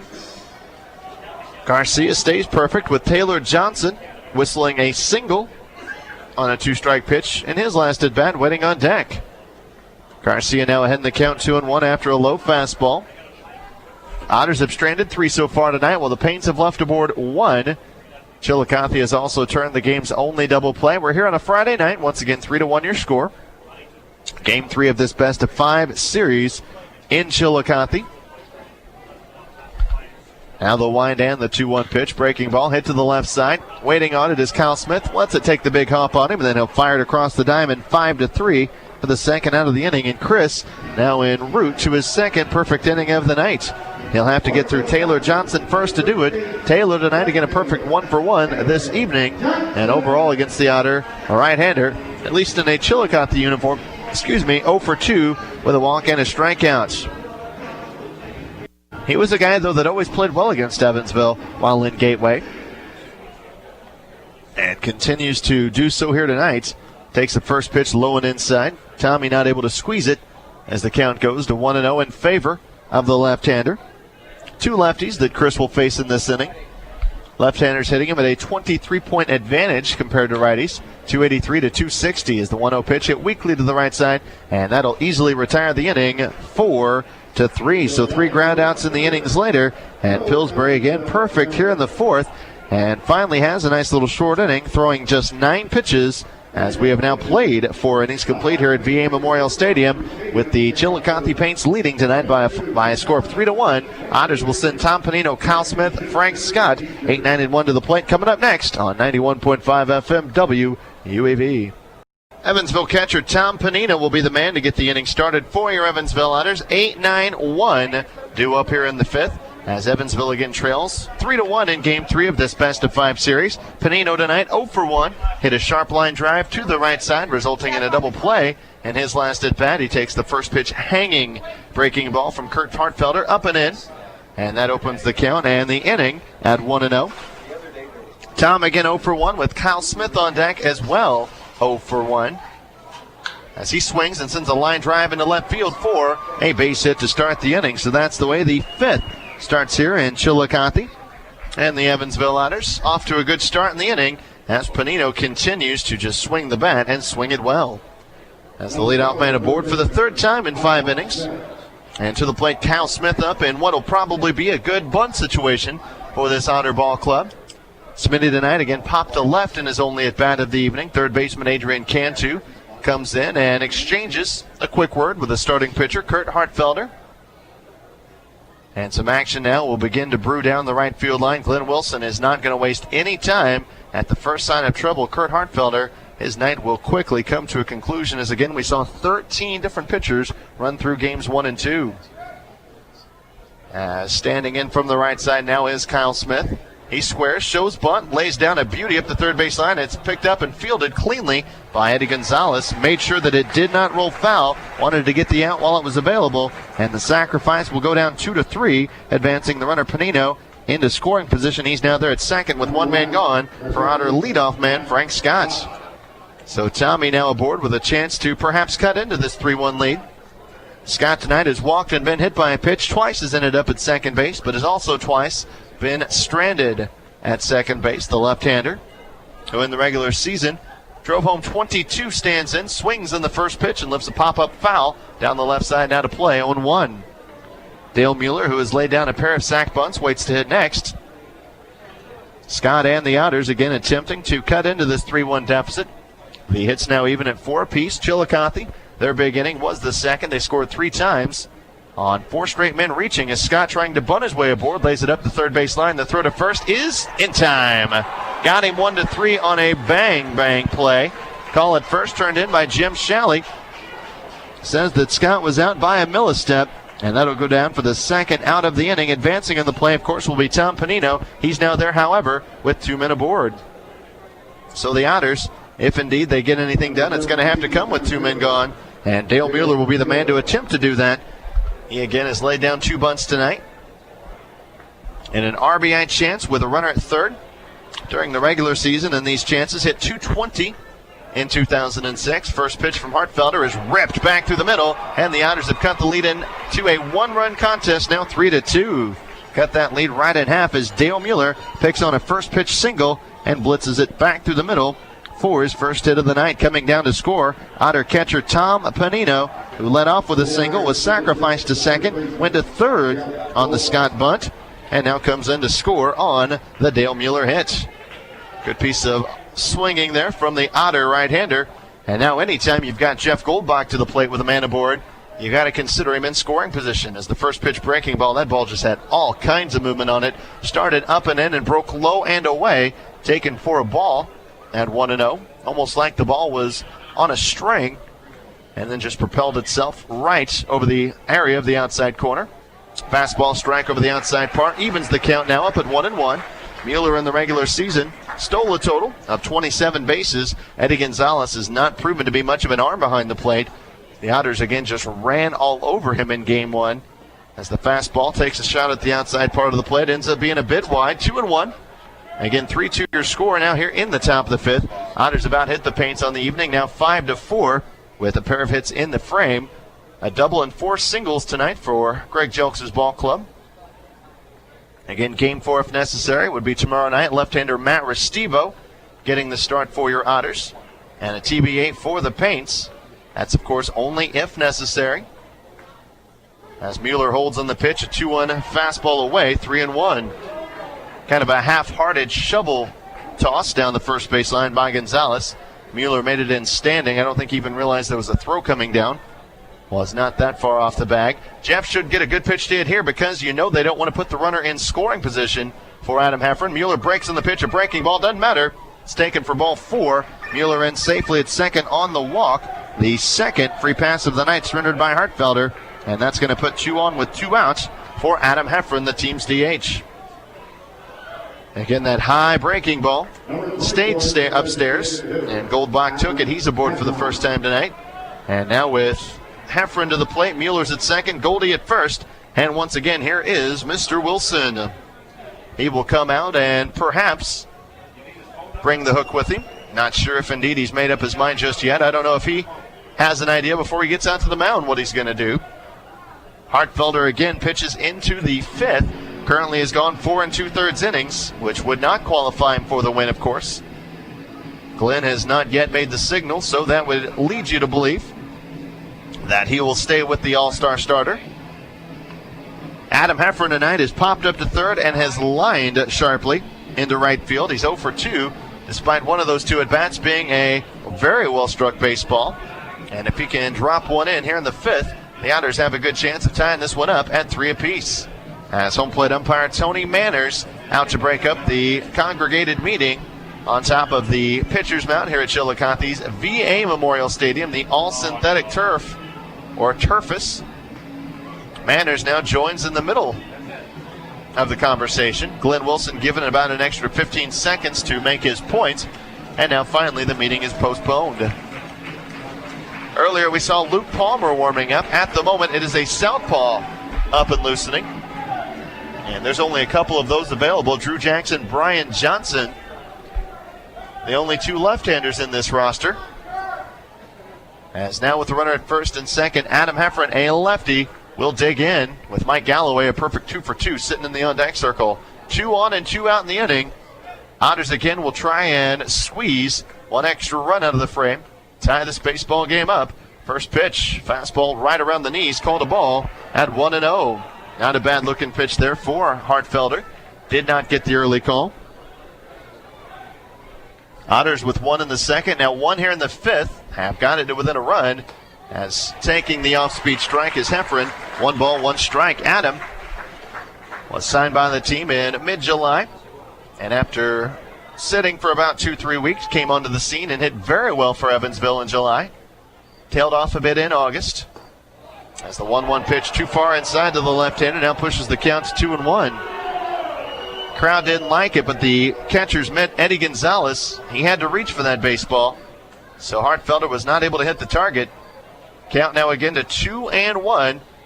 As Gonzalez sets up outside, the pitch is drilled into center field. Back on it goes Ryan Kane. Now he settles, reaches up and makes the catch a few feet shy of the track to retire the side. Adam gave it a ride but comes up short. Otters are going to have to settle for what they get, a run on 2 hits, no errors. They strand a pair. We've now played 4.5 in the inning.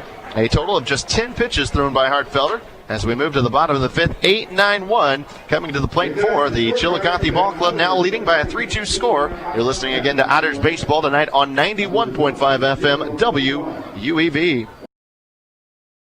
Paul Rutgers, the right-handed hitting second baseman who lashed a single into right field, gets the fifth inning started against Otters starter Chris Pillsbury, who starts off the fifth inning with 75 pitches already thrown on the night. He misses low and away to Rutgers, who singled and then was thrown out at third, trying to go from first to third on a bounce out to the right side. Could be, again, a big play in the inning. Or I should say in the ball game, it was a big play in the inning. Takes a 1-0 slider a little south of the knees, now 2-0. Rutgers, Gonzalez, Kane, 8-9-1, your scheduled 3 batters. Righty, lefty, lefty due up in the inning as Pillsbury gets the strike call on the 2-0 to take the count back to 2-1. Otters have got it down to a run now, trailing 3-2. They've out-hit the Paints on the night 5-4. As Pillsbury trying to keep his team at bay, as Rutgers is going to lift the 2-1 pitch into, well, fairly deep right field, but Galloway will drift under it and make the catch for the first out here of the fifth, and Pillsbury continues to throw the ball very well against leadoff men in the inning, has yet to allow the first man to reach of any frame. And now with the bases clear, 1 man gone, it is catcher Eddie Gonzalez, who drove home a run in his first at-bat with a ground ball to second with runners at first and third and only 1 man out. So it wasn't out, but certainly was a productive out. And sometimes that's really all you're looking for. As Pillsbury starts him off with the first pitch, high fastball. Now at 1-0. A ball and no strikes. In a moment, we'll take a look at how the Major League scoreboard is broken, I should say, has been Well, we'll stay with broken. Broken down tonight. We'll break it down. That's more or less what I'm trying to get at. You can decipher that into the easiest phrase that is applicable. Now the one-strike pitch from Pillsbury, swung on, grounded left side. Shortstop Brian McKenna will take it on about the third hop, and a nice routine play sends the Otters starting pitcher with his 7th straight batter put down in order.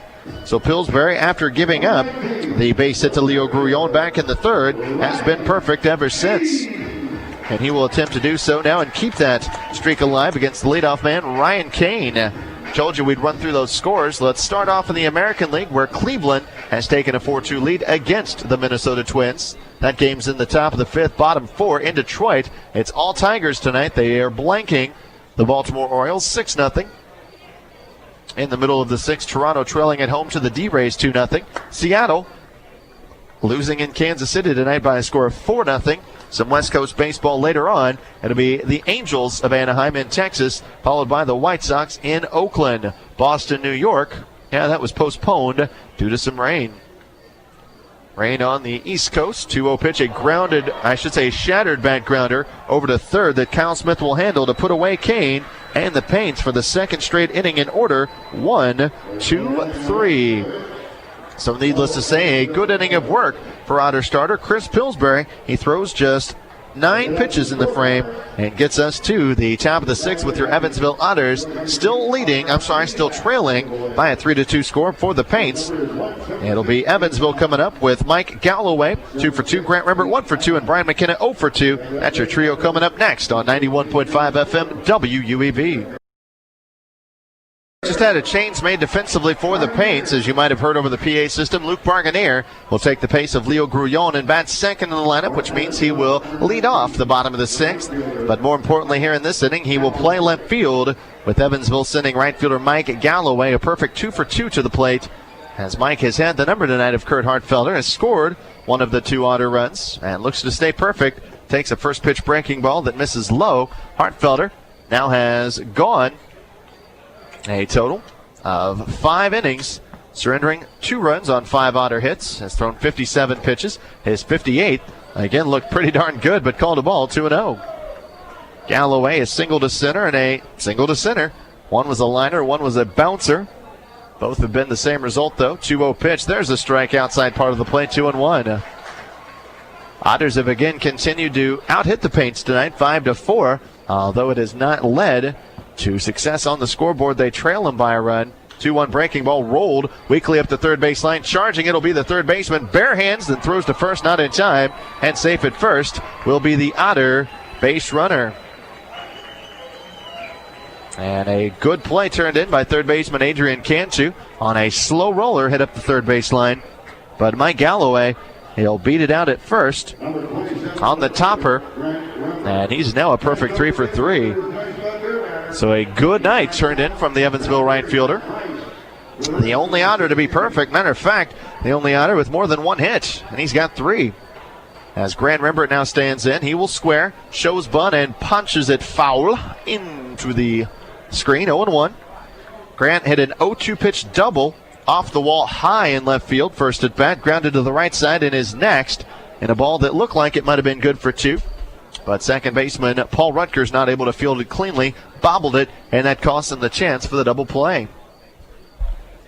Otters again down a run. Will try and play small ball here and move that runner into scoring position. Rembert again squares. Hartfelder brings home the pitch. It's bunted right back to the pitcher. He looks to second, throws to second. The ball is then dropped and now goes into left field as Galloway will head to third, and he will make it without the throw. That's going to go as a big old fat E6.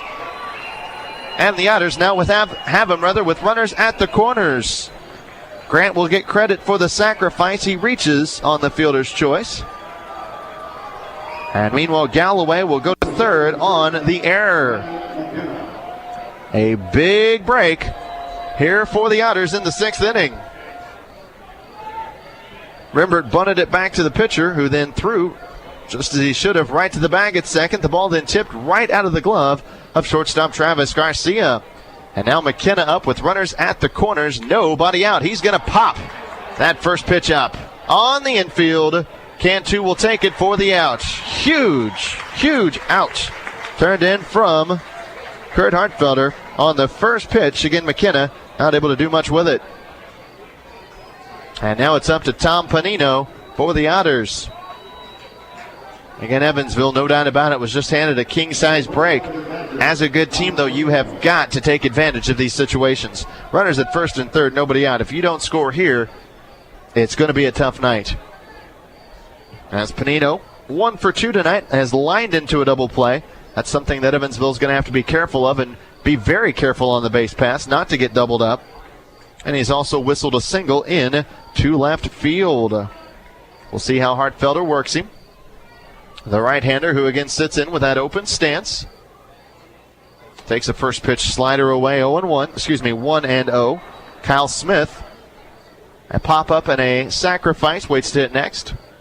Greg Jelks goes through the signs down the third baseline just to make sure that nobody's given up on the possibility of a suicide squeeze here. Panino again will wait as the throw goes to first, checking on Grant Rembert, who's into the bag standing. Otters have now out-hit the Paints 6-4 on the infield single. A sacrifice that was coupled with an error. Runner goes and the pitch swung on and line to right. Rembert's going to have to get back as tagging at third is Galloway, and he'll come in to score. Getting back to the bag at first is Rembert, and the Otters have now tied this game up at 3 apiece. A sacrifice line out to right for Tommy Boy. It'll drive home the run, and that'll go as the second out of the Otter inning. As now taking off for second is Grant Rembert as the ball got loose from the catcher, and now time is called, and it looks like he's going to make it and hold it second. Wow. Had my head down and was writing down whatever I was writing down that Galloway had just scored and was basically keeping score of the ball game on the book. Looked up, and the ball was rolling behind home plate, and I saw Rembert taking off for second. And Glenn Wilson absolutely adamant and irate that the Otters took an extra base here. It's going to have to be an error on somebody if Rembert is allowed to stay, and it looks like that he will certainly get that chance here.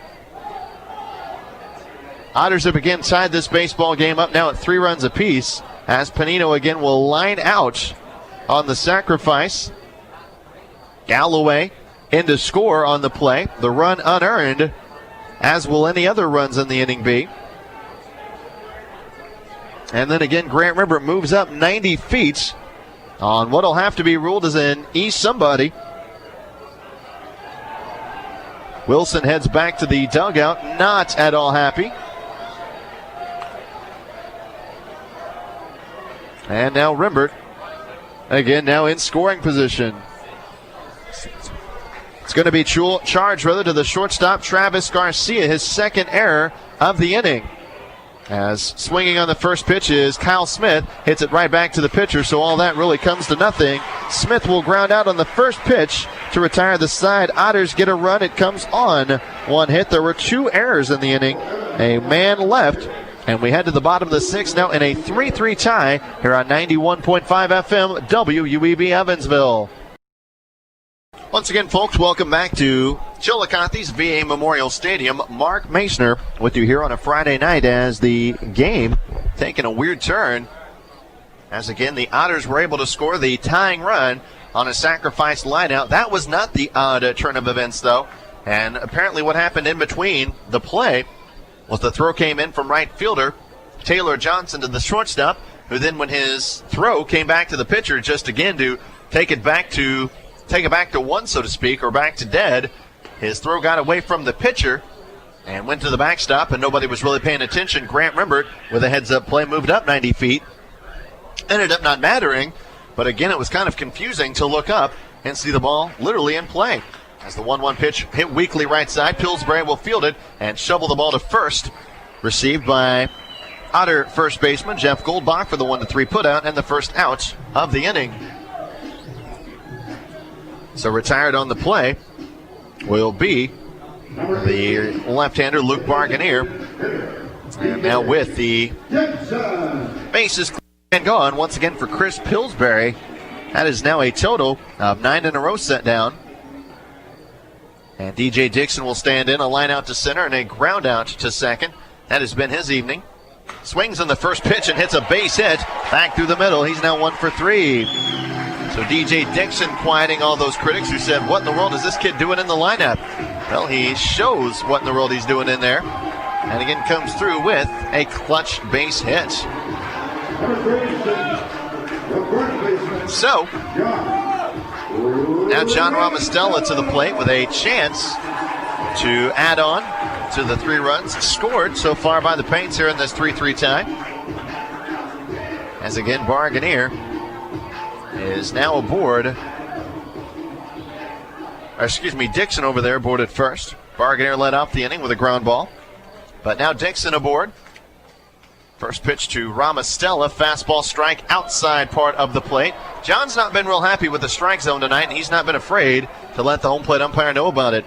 Struck out on a 3-2 slider that, again, I don't think there's any way possible he could have complained about that pitch. Just a beauty of a 3-2 delivery. Pillsbury sets, now delivers the 0-1 pitch, fastball low and in to even the count. Evansville will now start a left-hander down the lineup and throwing. I cannot see who it is, but since I can see just his lower body, I'm going to guess it's Donnie Langdon out there, as the only left-handers are Eric Schaefer and Donnie Langdon. Pillsbury sets from the stretch. Now the 1-strike pitch, fastball's line up the middle and a base hit. Taking the turn at second is Dixon, but he holds as they're now at first and second for the Paints here in the 6th. Back-to-back base hits surrendered by Pillsbury. On his 90th pitch of the night, Ramostella rips a single up the middle. And again, Dixon will take the turn at second and hold. Tying run stands at, actually the go-ahead run stands at second base. Little insurance over at first. And now with Adrian Cantu coming up, out comes Otter field manager Greg Jelks. Since it's not Pohl and it is Greg, you think that we might have a change being made. Since it is a left-hander, Adrian Cantu coming up to the plate. Pillsbury has thrown again 90 pitches, has given up 3 runs on 6 hits, had surrendered not much in between the 2nd and 6th innings. Actually, had sent down 8 in a row, but now has found himself in a bit of a tight spot with runners at first and second, and only one man out here in the 6th. Jelks has not yet made the signal, and since he has waited so long, that would make you believe that he is going to stay with his right-hander. Either way, the home plate umpire is going to come out just to make sure that's what the call will be, as Tony Manners takes the slow walk out to the top of the mound here at VA Memorial Stadium, and he now begins a chat with Greg Jelks. And I'm not sure if Greg is kind of doing some hedging for a little extra on the plate or what the call is. And, well, regardless, whatever the conversation was about, the result will be the removal of Chris Pillsbury, who will last 5 1/3 innings, surrendering, again, 3 runs on 6 hits.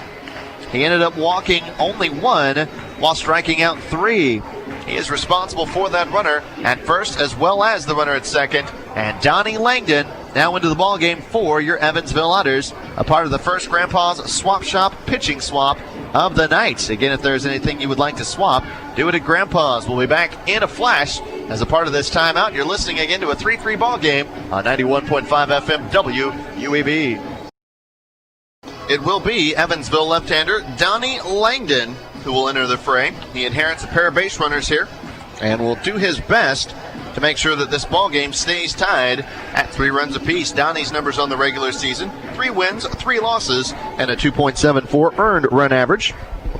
He appeared in 30 ball games, saving 1 and 49 1/3 innings. He surrendered 38 hits, 16 runs, 15 earned, only 1 home run ball, 17 walks, and 65 strikeouts, with a .213 batting average against. As Adrian Cantu will be the man to face him. Cantu and Langdon have seen each other only once, and Donnie got the better of Cantu in that one at bat. A little different scenario, though, this time around. Cantu has already had 1 game-winning hit against the Otters this year. Takes a first pitch breaking ball high from Langdon, 1-0. Otters play defensively, ready for that first double play. A chance to turn 2 with Cantu to the plate. A very good base runner. And John Ramostella at first. DJ Dixon, though, at second. 0 for 2 in stolen bases. Now the 1-0 pitch, fastball popped up, shallow left side, caught.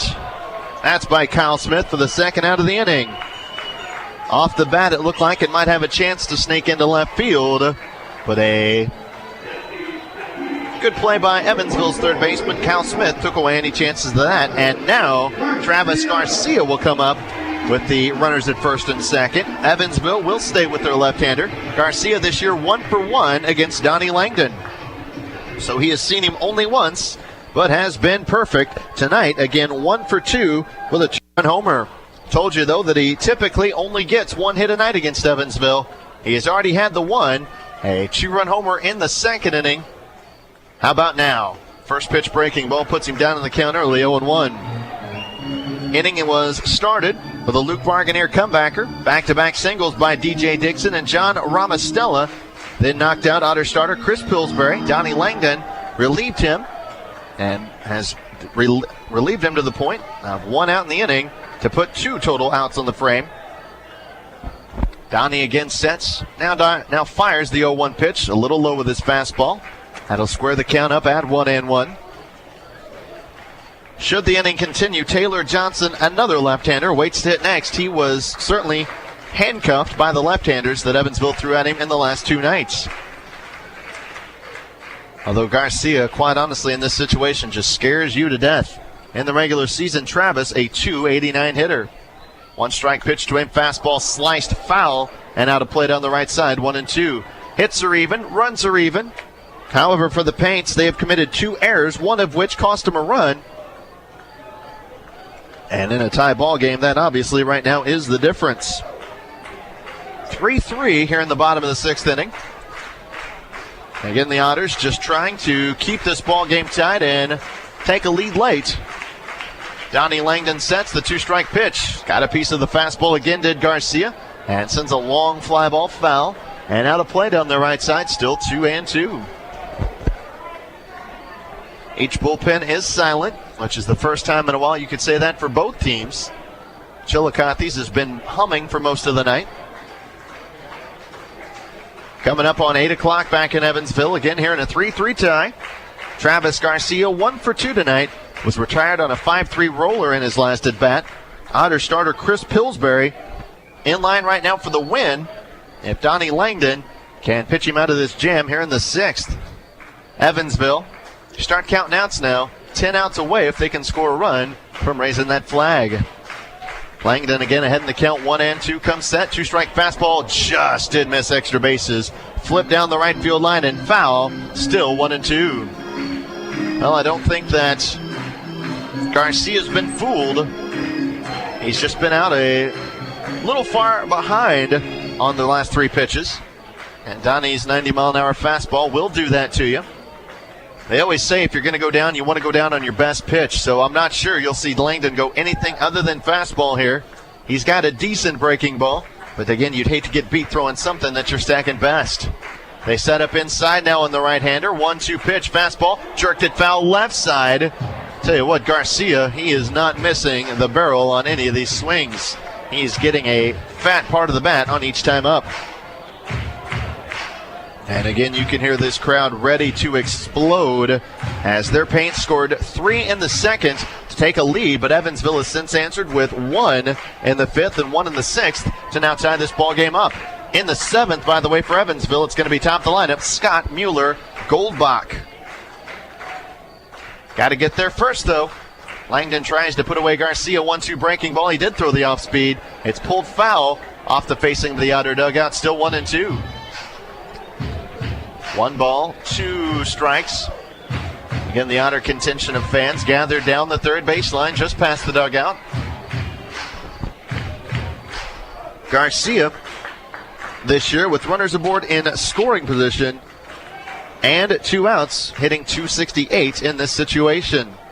He's up in a key spot in the ball game right here. 1-2 pitch from Donnie. Fastball chopped to the right side in play. Frank Scott will charge and throw to first to retire the side and end the threat. 4-3 in the inning. No runs come in on 2 hits. No errors and 2 men left. Chris Pillsbury leaves the night after 5 1/3 innings, surrendering 3 runs. He right now is in line for a no decision, and will get a no decision as the end of the 6th inning will send us to the 7th in a 3-3 tie. Otters again with top the lineup. Coming up next, you're listening to Otters Baseball tonight on 91.5 FM WUEV Evansville. Otters second baseman Frank Scott will get the inning started. He has been aboard 2 of his 3 at-bats, walked, been hit by a pitch, and laid down a 1-3 bunt. Was not able to beat it out, though, on a bang-bang play at first. Takes the first pitch a little low from righty Kurt Hartfelder, who sits at 66 pitches on the night, 42 of which have been strikes. Hartfelder has made it 6 innings, the longest of any starter in this series for Glenn Wilson's club. As the 1-0 stays high, now 2-0. Frank is just happy. I should say just as happy to take a walk as anything else. Just get him aboard somehow, some way.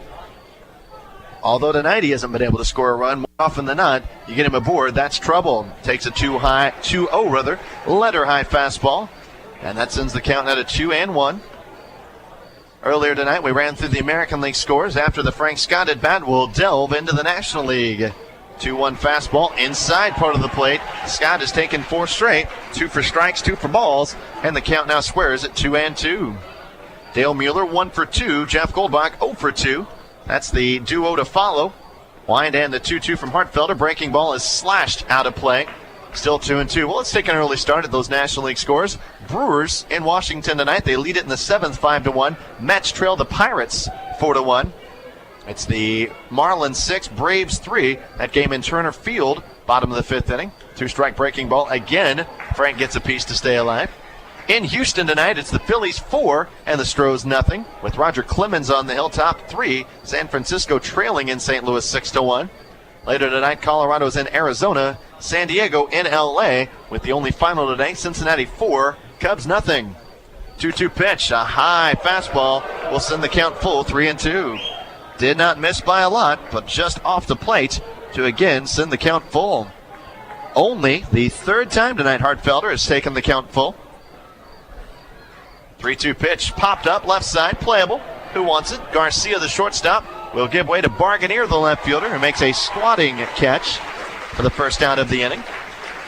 Frank worked the count as long as he could, but then was not able to translate that into a at-bat, which put him on base.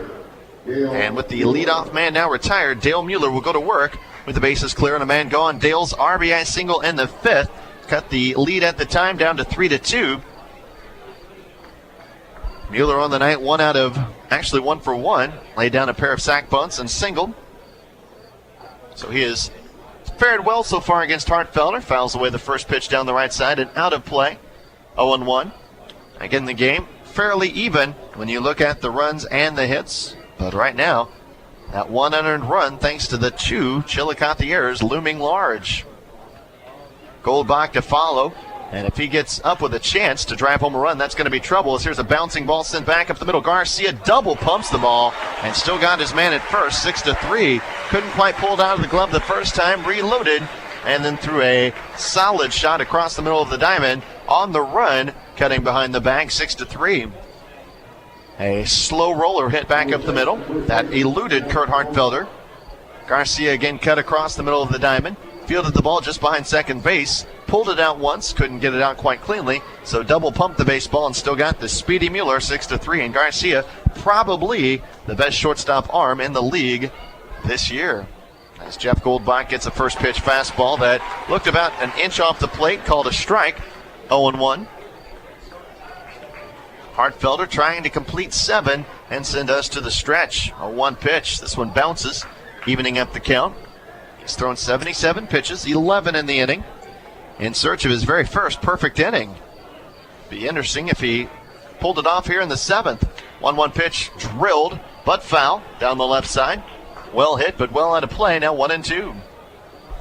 1 ball, 2 strikes. Again, your Evansville Otters in certain need of an inning here that would produce a run, put the pressure on the Paints to try and come back and catch them. Chillicothe in the 7th, by the way. They send bottom 3rd, Taylor Johnson, Paul Rutgers, and Eddie Gonzalez, 2 for 6 tonight, to the plate. 1-2 pitch off the end of the bat will be popped up into left field. Barganier camps in his tracks, makes the catch in left field for the final out of the Otters' 7th. They'll go down in order 1, 2, 3, as it is now time to stretch here in Chillicothe. Tonight's 7th inning stretch, of course, brought to you by Self Insurance in Newburgh. Let's now turn it over now live to this crowd here at VA Memorial Stadium as they let us hear the, of course, famous Take Me Out to the Ball Game. Donnie Langdon will come in to face Taylor Johnson in the bottom of the 7th. Right after this, now let's turn it over live to the crowd.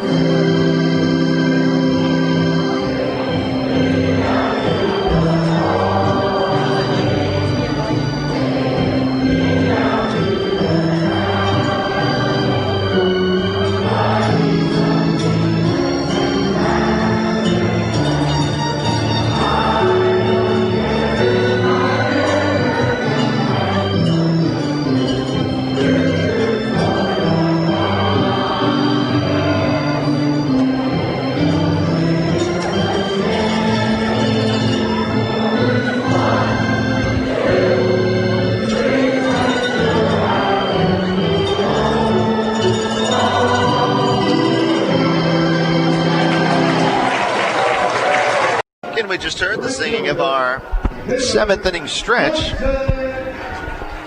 as Taylor Johnson will get the inning started for Chillicothe in a 3-3 deadlock, bottom half of inning number 7, and the Paints looking to make a late comeback bid against the Otter bullpen, which has been one of their strong suits this year. So if you're going to beat Evansville tonight, going to have to do it against some of the best they've got, as the first pitch curveball strike dances into Taylor Johnson, 0-1.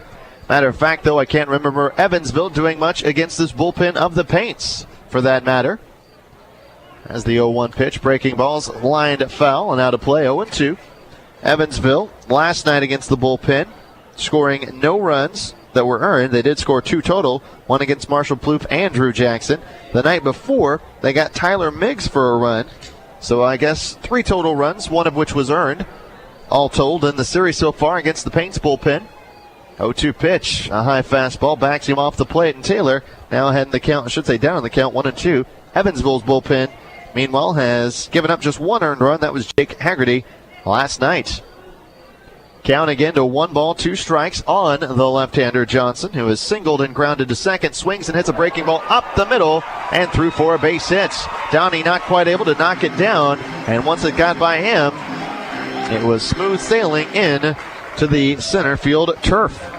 So Taylor is aboard with a leadoff hit, and now Paul Rutgers with a chance to bunt him over. So the 7th inning, bottom half of it, may be that game-changing frame for the Paints. Here in this 3-3 tie, for the very first time tonight, they get the leadoff man aboard. And again, they went through 6 innings without it not happening. I should say without it happening. Paul Rutgers, a single into right field and a fly out to right. A speedy guy, which tells you he may be tough to field on a bunt. Stands in from the right side. Donnie sets. Rutgers shows bunt and takes the pitch low of the knees, 1-0. Evansville now has a right-hander up and tossing down the line. Once again, I cannot see, but just based on what part of the body I can see, which was from the belt down, just based on the follow-through, I would guess Ryan Burnell. Eddie Gonzalez, the catcher, would have an RBI chance if Rutgers is successful in getting the bunt down here. Runner at first, Johnson with his lead, holds, 1-0 pitch, bunted foul, and that time Paul not able to get the bunt down cleanly. 1-1 is the count. 1 ball, 1 strike. Here in the bottom of the 7th inning, again in a 3-3 tie, best of 5 series. Otters lead it by a score of 2-0 in the series, looking to sweep Chillicothe for their first ever Frontier League championship. The Paints, though, have made it tough on them, scoring 3 times in the 2nd inning. Have not plated a run since, although they have had some chances. Thanks to some good clutch Otter pitching. That has not happened, however. A good chance here in the 7th, though, as the leadoff man reaches. Donnie now will fire a throw over to first. Back end standing without much effort goes Taylor Johnson. Johnson, again, in the regular season, was successful in 13 out of his 14 tries in stealing bases. That's combined between the Gateway Grizzlies and the Chillicothe Paints. He's off to the edge of the cutout, leans back towards the bag at first. Donnie with a long look, now brings it home. Rutgers swinging on the 1-1, will line it foul. Out of play down the right side, 1-2. All that pretty well now takes the bunt out of the equation, although you may see them go ahead and still put the sacrifice on, although with 2 strikes, obviously, it becomes a much more dangerous situation. 1 ball, 2 strikes. Runner at first, and nobody out here in the 7th for this Paints ball club. Keep an eye on Taylor Johnson in this situation. Again, now that the bunt's pretty well off, he may be turned loose. Langdon, the left-hander, checks him. 2-strike pitch is a high fastball taken for a ball, 2-2. Now that the count goes to 2 strikes, though, I like the Otters' chances of a strike him out, throw him out. Because, again, you've got Tom Panino behind the plate, a guy who gets a lot on those throws. This is a good surface to run on, though. Your feet aren't really going to slip out from under you. It's a turfus grip underneath of you, so the hold should be true. Johnson at first with his lead. This time holds. 2-strike pitch hit back through the middle for a base hit. Taking the turn at second and holding is Taylor Johnson as the throw comes in behind the base runner. Back-to-back singles, however, surrendered by Donnie Langdon. That last one on a 2-strike pitch will put him in some trouble here in the 7th. A leadoff Taylor Johnson single, and then a 2-2 pitch that was singled into center field. We'll put 2 on with nobody out for catcher Eddie Gonzalez, who again, more than likely called upon to bunt right here with Ryan Kane, a left-hander waiting to hit next, and Greg Jelks now out to the mound. Took him a moment, like he wanted to squeeze every last second before making his decision, or at least making his way out to the mound. You've got a right-hander to the plate, actually a switch hitter to the plate, so you would turn him around if you brought home the righty here. I don't think Greg has much of a choice. Donnie's given up back-to-back hits, and in this situation, again, you want to go down with your best forward, I should say with your best effort forward. Donnie came in and got out of a big jam in the 6th inning, but if he's not able to get it done here in the 7th, you got to try and bring home somebody who will. And instead, Greg's going to counter everything I just said and leave in the left-hander. He may leave him in to try and get the sacrifice and then go after Ryan Kane with somebody else, or the fact that Kane is also a left-hander may make Jelks think that, again, if we get the out here, then we stay up against the left-hander and go to work that way. There's a lot of things that could be possible here. What we do know is, again, this game is tied at 3 runs apiece, but the Paints trying to take care of that tie and have done a phenomenal job of putting themselves in a great scoring position here in the 7th with back-to-back hits up the middle. And now again it is Gonzalez, the catcher, to the plate. Donnie will raise that front leg and fake the move back to second. Nobody covering the bag, though. A popped-up bunt, a lined-out bunt for a double play. Any of those would be just fine with me. Maybe even Evansville gets the out at third here. Got to be careful. That's a tricky play. As showing bunt is the hitter. He'll lay it down. Langdon goes to third, and they will get the out at third on the play, 1-5. No sacrifice. Gonzalez reaches on the fielder's choice. Out at third, Taylor Johnson. Again, 1-5 on the play. Paul Rutgers moves into second base on the fielder's choice. Now 2 on, 1 out for Ryan Kane. Gonzalez got the bunt down, but again not able to get the sacrifice. He bunted it right back to Donnie Langdon, actually up the third base line a little bit.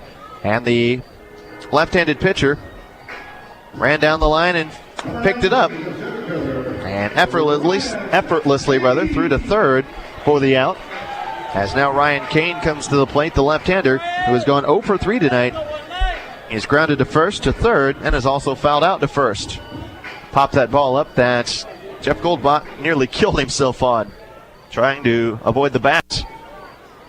Langdon again will set, checks those runners. First pitch showing bunt is Kane and slashes it foul up the third base line, 0-1. Not a bad idea. Again, worst case scenario there for the Paints is you lay down the bunts and you get the out at first, putting runners at second and third for Luke Barganier. Best case scenario, as speedy as Kane is that he beats it out. Again, this crowd settling in for what's been a good night of baseball. Back and forth these two teams have gone. Chillicothe erasing an early Otter 1-0 lead, but the Otters now have whittled down a 3-1 lead back to a tie 3-3. Paints making a surge here in the 7th. 0-1 pitch, breaking ball, strike, and quickly Kane down in the count 0-2. Good pitch and good location for Donnie. Not a lot that Kane could have done with that ball. As Greg Jelk's doing some infield and outfield repositioning. With the left-hander Kane to the plate. Again, you do have Barganier waiting on deck. Donnie ahead in the count here, 0-2, looking for an out of any sort. Comes set, the 0-2 pitch, breaking ball. Ooh, spun it right over that outside part of the plate. Didn't get the call, more than likely because it was an 0-2 pitch, now 1-2. Gutsy pitch, though. If you miss with that ball, it's just going to sit there and spin, and it has to be hit and hit hard. Kane in the regular season was a .272 hitter. Drove home just 4 on the year. Again, he's up in a big spot here, though. Langdon sets. Checks the runner, now twice at second. The 2-strike pitch. Breaking ball. There's the corner. Called third strike. He threw the exact same pitch, and this time got the call. And I think the home plate umpire's strategy and thinking there is, hey, you just took the 0-2 pitch, and that was borderline, kid. I gave you another chance, and you're not going to show me up twice. As down on strikes goes Kane, and that second out of the inning proves to be a big one. And how about Donnie Langdon here tonight? He has gone out and shown what he is made of after giving up back-to-back singles. Has settled in, got a bunch where they got the lead out at third, and then came back and struck out Ryan Kane as it looks like another pinch hitter is going to come to the plate. Right-hander Jeff Parrish now stands in. So Barganier's night is through. Parrish will come into the ball game.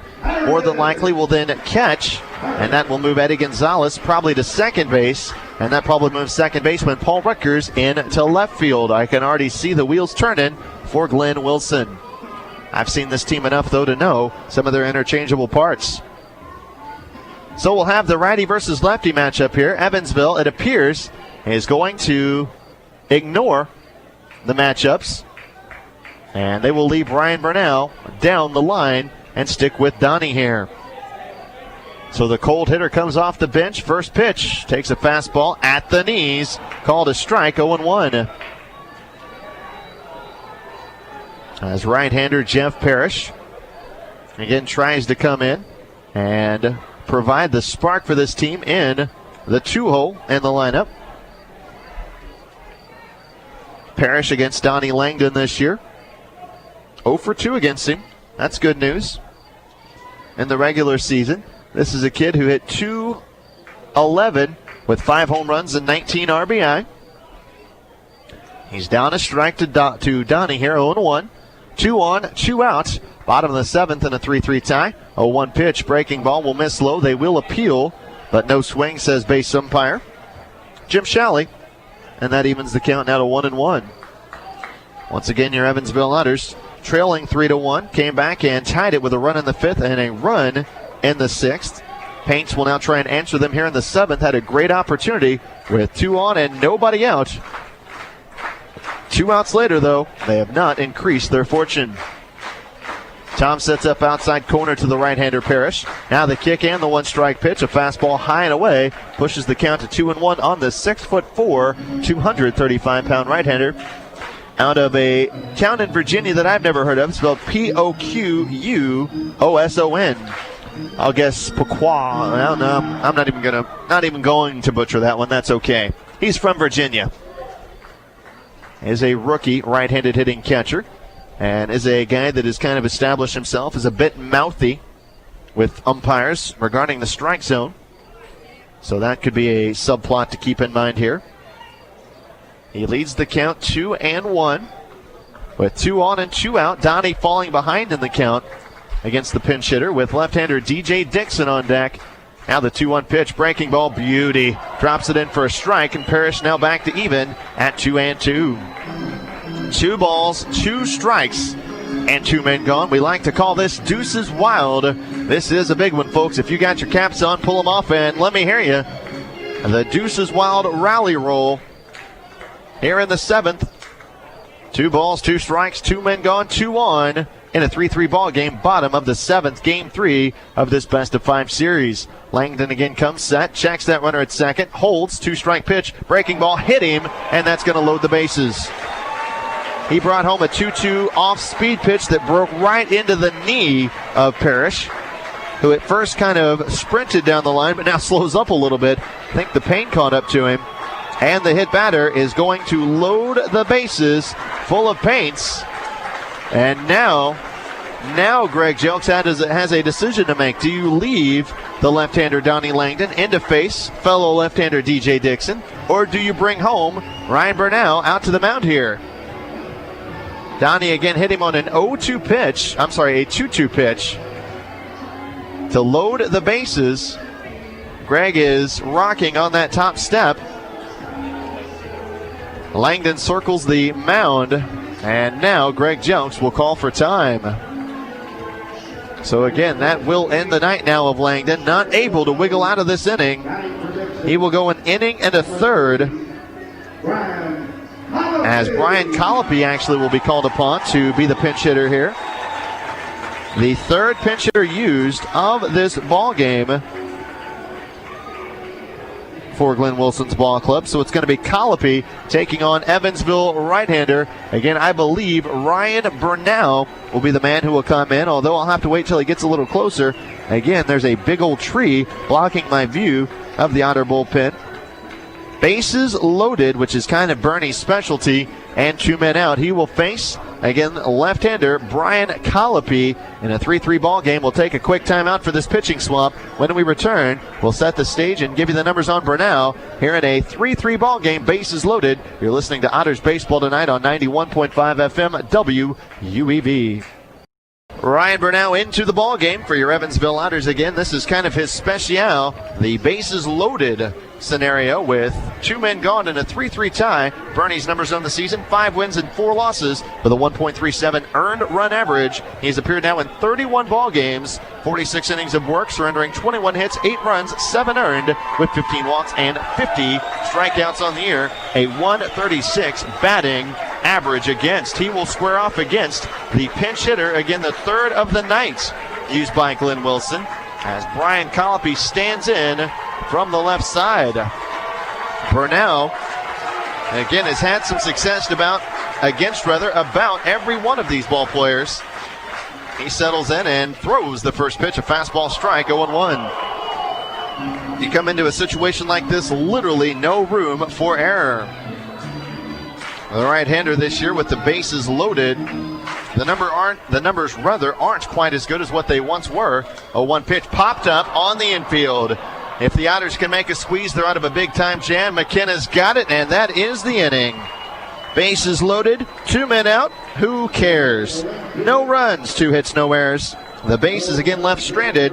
A whopping 2 pitches thrown in the frame from Otter righty Ryan Burnell, as we will again send it now to the top of the 8th here in a 3-3 tie. Otters in the 8th. They will send 4-5-6 Heffron Galloway Rubber. That's coming up next. You're listening again to Otters Baseball, exclusively here on 91.5 FM WUEV. Well, it would appear that again the mind of Glenn Wilson not on the same page as me. Jeff Parrish will stay in the ball game, but he will go to first base. First baseman John Ramostella then heads into left field. So Ramostella, instead of taking over his normal center field position, will be in left tonight, in for Luke Barganier. So Ramostella, the speedy outfielder, is again now at left with Jeff Parrish over at first. And now Adam Heffron will get the inning started for your Otters. 0 for 3 tonight. Has had at least 1 big hit in each of the first 3 games of this series. First 2 games, rather. And do I hear number 3? Mike Galloway on deck. A perfect 3 for 3 as the first pitch breaking ball will miss low. And Kurt Hartfelder's 80th pitch of the night starts off the 8th inning here in a 3-3 tie at VA Memorial Stadium. They come inside on the left-hander. 1-0 pitch. Fastball drilled to deep right field. Taylor Johnson back at the track. He's got it. And that is the first down here of the 8th. Heffron got a good piece, but not quite able to get the fat part of the bat on it. And as a result of that deep drive down the right field line, the leadoff man goes down. Heffron just missing Hartfelder tonight. had some pretty good success against him the last time that the two squared off, but Kurt has owned the battle tonight. Adam now 0 for 4. The guy who has not struggled against Kurt Hartfelder comes to the plate, and that will be the end of the night for Kurt.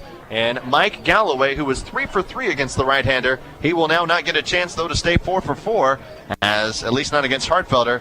Kurt's going to go 7 1/3, surrendering 3 runs, all earned on 3 runs, 2 earned on a total of 6 Otter hits.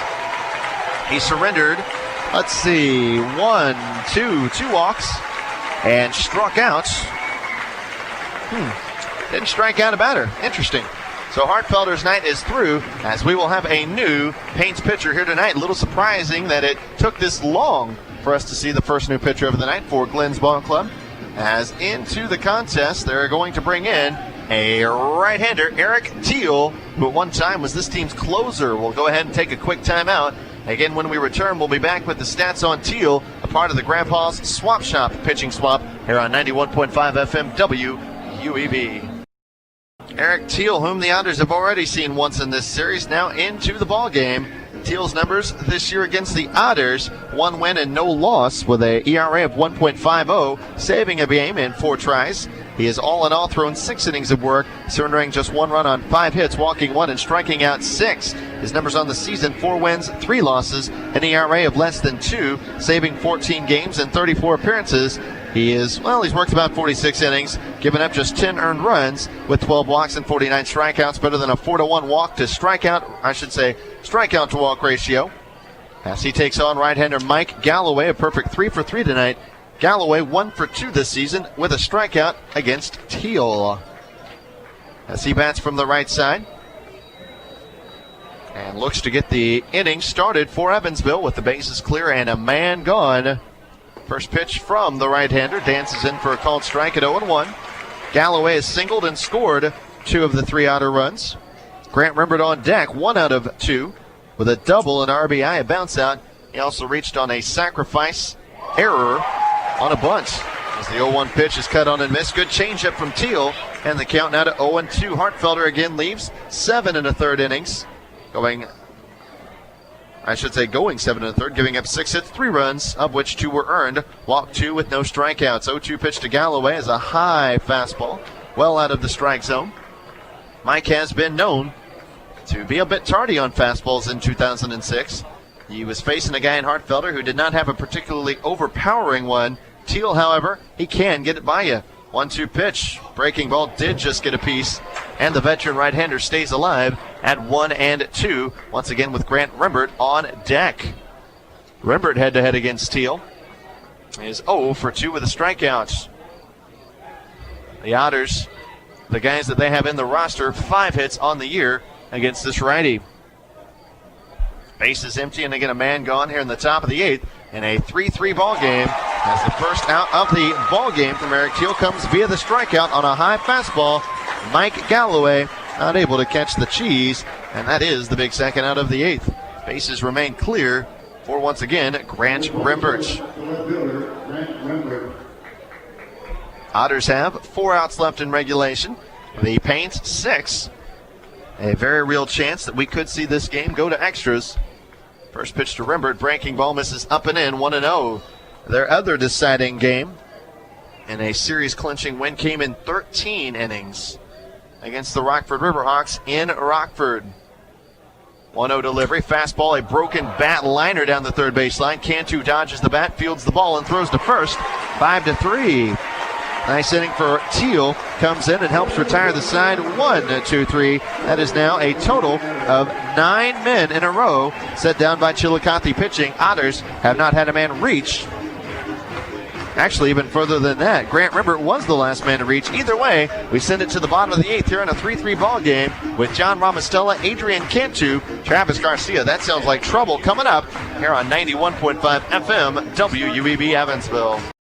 Well, welcome back here to Chillicothe's VA Memorial Stadium, where John Ramostella will look to get the inning started.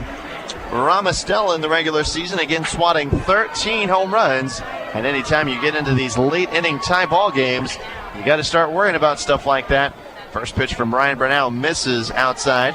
Bernal Again, with just 2 pitches required to retire, pinch hitter Brian Colopy, the DH. Now the 1-0 pitch to Ramostella, taken low. This is certainly not the guy that you want to walk. 2-0. Again on the leadoff man with Adrian Cantu and Travis Garcia, the men to follow. Wind and the 2-0 pitch, missed the outside corner, and Ramostella now leads the count 3-0. And Ryan Burnell trying to avoid the, again, just tough situation of allowing a leadoff man like John to reach. Ramostella, all he has done is stolen 41 bases on the year. 3-0 pitch, a bit outside, ball 4. Borderline pitch that went the way of the Paints. And even on 3-0, when typically the strike zone becomes anything you throw between the lines, that ball missed. And Greg Jelks now yelling out a couple of phrases at the home plate umpire. I'm sure he wasn't too crazy about the call of that last pitch. And again, typically on 3-0, you see the strike zone expand a little bit. Not there though, as Adrian Cantu, a left-hander, will stand in with Ramostella, the speedy base runner at first base. A soft token toss over by Burnell. Donnie Langdon will finish the night again, an inning and a third, giving up no runs. He as well will get a no decision. Burnell now your pitcher of record for the Evansville Ball Club. Again, Game 4 if necessary tomorrow night at 6:05 back in Evansville. 5:45 the pregame show. Otters. As here's the bunt put down. Fielding it is Burnell. He'll field and throw to first. A little wide. Pulled him off the bag. It's going to be a sacrifice and an error for Cantu. Burnell not able to, again, throw the ball cleanly to first. Pulled Evansville's Jeff Goldbach off the bag. And a walk followed by a sacrifice that was Evansville's botched attempt. We'll put 2 on for Travis Garcia. So obviously anything that Evansville does here is their own doing. Greg Jelks is going to go out and have a chat with his pitcher despite the fact that he has absolutely nobody up in the left field line. Otters commit their first error of the night again. Ramostella safe at second. It was a pretty routine ball hit back to Burnell, who tried to kind of just half-heart lollipop it to first. I think what he was trying to do was try and just really nice and easy toss it down the first baseline and real carefully place the ball over there at first. And in doing so, again, threw it wide of the bag. Jeff Goldbach had to come off the bag and was not able to field it cleanly. So with their series and season on the line, Chillicothe comes to the plate here in the 8th with 2 on and nobody out for the second straight inning. In the 9th for Evansville, it's going to be the bottom third due up.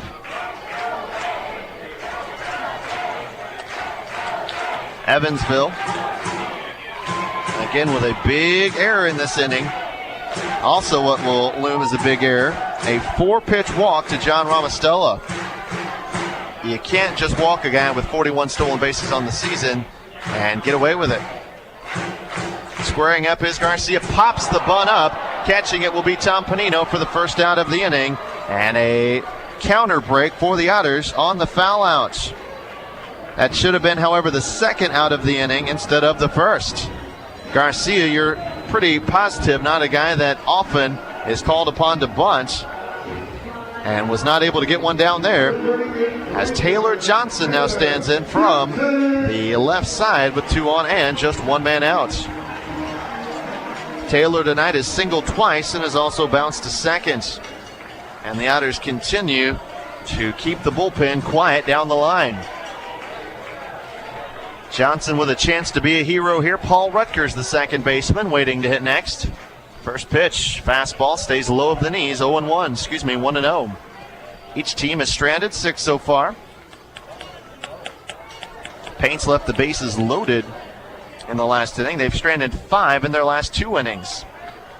Chance to redeem all of those stranded runners right here, though, as the 1-0 pitch in for a called strike, and Johnson now up with a 1-1 count. Ryan Burnell up in a situation on the mound for Evansville, just trying to keep this game at bay and continue to throw zeros out there. Paints have not scored since the second inning when they plated 3. Otters, meanwhile, have come up with runs in 3 different innings to tie it up. Now the 1-strike pitch to Johnson, fastball. Again, nearly the exact same pitch. This one's called a ball. 2-1. Otters looking for a double play, which would send us to the 9th. Paints looking for a base hit, which would give them their lead right back. As the right-hander sets, 2-1 pitch lifted foul out of play, 2-2. 2 balls, 2 strikes, 1 man gone. Leadoff man John Ramostella again reached on 4 straight. Was then sacrificed to second when Evansville was unable to handle the ball cleanly on the bunt. The throw was wild, allowing Cantu to reach as well. The next batter, Travis Garcia, again a guy who has not been called upon to bunt much in his career, I'm pretty sure of that, was unable to put the bunt down, and that sits us where now we are at a 2-2 count on Taylor Johnson. Runner at second breaks. 2-strike pitch swung on and missed with a third, not in time. It'll be a strikeout of Johnson, but safe at third is John Ramostella. Runner at first did not follow him, so they're at the corners for Paul Rutgers. And the run, if it comes in this inning, will be unearned, as that should have been the final out of the frame. Johnson goes down swinging on a high fastball. Again, the stolen base of Ramostella now puts him 1 base away from scoring the go-ahead run. Evansville flashing the signs down for the all-important first and third here. As again, there's a good possibility you'll see that runner at first, Adrian Cantu, try and break for second. So for the second straight inning, a runner has made it to third base here for the Paints. And for the second straight inning, Ryan Burnell is going to try and leave him there. Paul Rutgers, 2 for 3 tonight, stands in. Rutgers head-to-head against the Evansville right-hander. Take a moment and see how these two have fared in the head-to-head matchup. Burnell, Rutgers, 0 for 1. Not much. First pitch, a bouncer to the plate. Gee, that's a little scary. 1-0. Burnell has thrown 14 pitches on the night, 6 of which have been strikes. He has walked 1, had an error in the inning, which was his. Got out of the next at bat with a popped-up bunt and then struck out Taylor Johnson. They're now at the corners with 2 men gone. 1-0 pitch. Fastball high, 2-0. Quite honestly, you do have the ability here to walk Paul Rutgers if you wanted to face Eddie Gonzalez, who waits to hit next. I'm not sure if Evansville has quite that much courage in this particular situation. You never want to put another runner in scoring position. But now down to 2-0 to Rutgers. How close do you want to go? Well, pretty close apparently. 2-0 pitches over the outside corner, 2-1.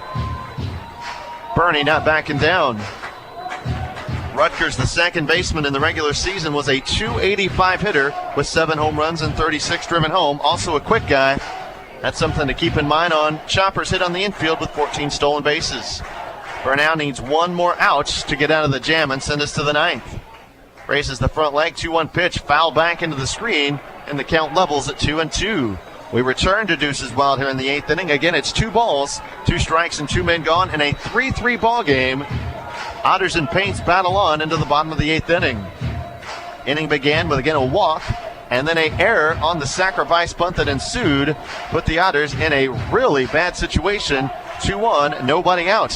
Burnell has gotten the next 2 outs, though, and now faces, again, runners at first and third. 2-strike pitch. Fastball swung on, hit to right field, deep right field. That's Galloway, reaches up. Did he haul it in? Yes. And that is your inning. John Ramostella spikes his helmet off home plate, frustrated that he could not score what could have been the game-winning run. Instead, he'll have to head back out to left field. Mike Galloway ran that ball down in deep right field for the final out of the inning. So for the second straight frame, Chillicothe will put 2 on to start the frame, but not score. Galloway will receive congratulations from each and every one of his teammates for that fine catch as we go to the 9th in a 3-3 ball game on 91.5 FM WUEV Evansville. And once again, we return back to Chillicothe where we have just been bombarded with some position swaps. John Romastella now at first, Jeff Parrish at behind the plate, and Eddie Gonzalez in second, and then in right field and left field, Paul Rutgers. All right, so the swaps that I thought would happen one inning ago instead don't happen until now. Once again, Paul Rutgers out in left field. So it's Rutgers in left, taking over at first base. Now is John Romastella, which is where he started the ball game, over at second base. Meanwhile is Eddie Gonzalez, and then picking up the slack behind home plate, it'll be the catcher, Jeff Parrish. Bases clear as we start off the ninth inning. Brian McKenna in to face Eric Teal, who starts off the count 2-1 to the Otters shortstop. 2 balls, 1 strike. As once again, the Evansville Otters trying to scratch across the run here in the ninth for a chance to win their first ever Frontier League Championship Series trophy, as McKenna chops the 2-1 pitch to the left side, bobbled momentarily by Cantu, throws across the diamond though and gets his man. 5-3 does the third baseman for the Chillicothe Paints. As again, Evansville will now start it off with Otter catcher Tom Panino standing in from the right side. Tommy on the series hitting 4 for 6. No home runs and an RBI. Mike Galloway is batting .400. Has not had an RBI, but has made some fine catches defensively. And looking at the Evansville lineup, at what these guys have done in the series, certainly a tough call on what you want to go for as far as MVP honors might go for. As the first pitch into Tommy, in for a called strike at 0-1. No balls and 1 strike. Pineda tonight has singled, lined into a double play, and brought home a run with a sacrifice line out.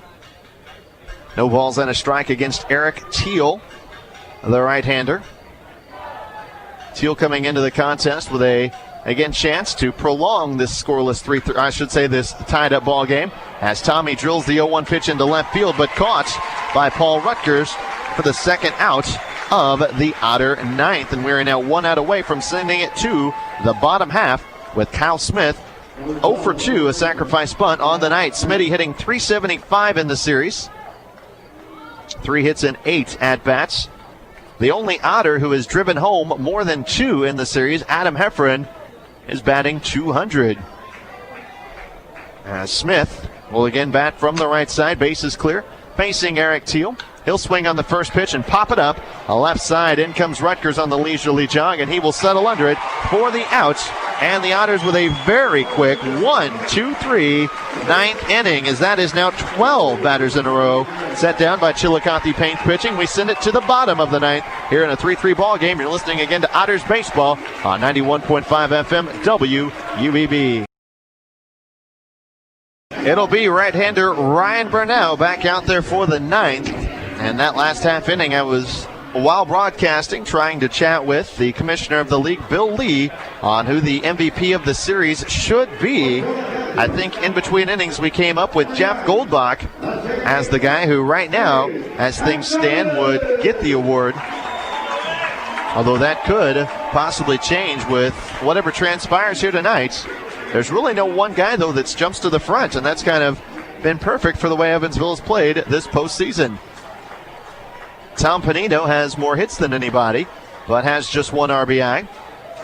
As Eddie Gonzalez, the leadoff man, takes the first pitch high, 1-0.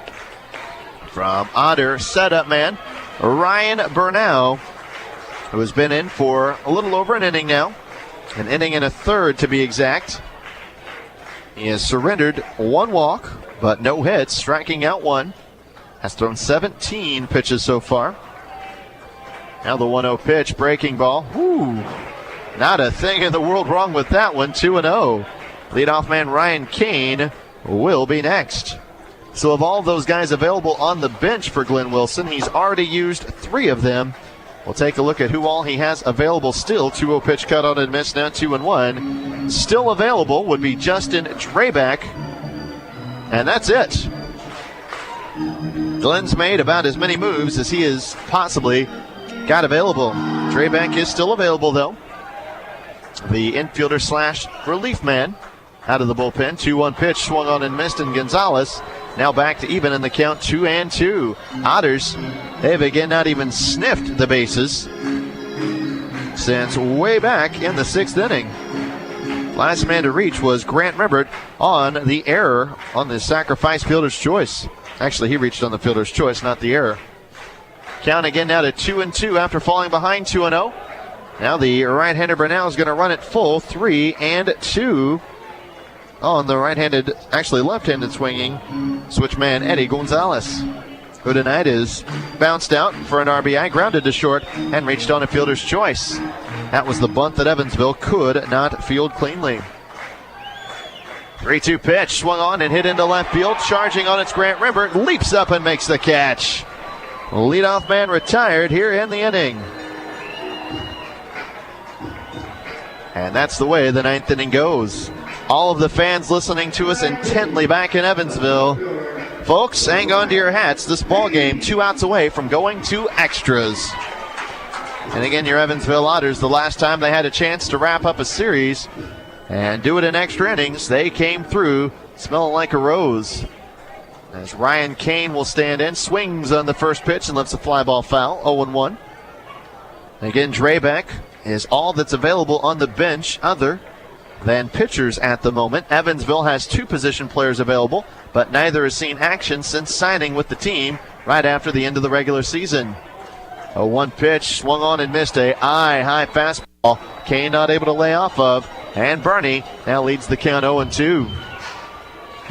Bernal trying to put out a Mike Bill-esque type effort here in Game 3. Bill, of course, worked 5 innings in relief up in Rockford. Bernal right now going on his 2nd full. He leads the count 0-2 to Kane, who tonight has struck out, fouled out, grounded out to third, grounded out to first. Takes an 0-2 fastball high, 1-2. Again, 1 ball, 2 strikes. And Evansville needs just a couple of more. Now the 1-2 pitch, another high fastball, and that evens the count at 2-2. So after starting ahead 0-2, Bernal now comes back with an even count of 2-2. Again, bases are clear. Here with 1 man gone, Evansville and their no doubles defense guarding the lines. 2-2 pitch, shot foul, back into the screen, still 2-2.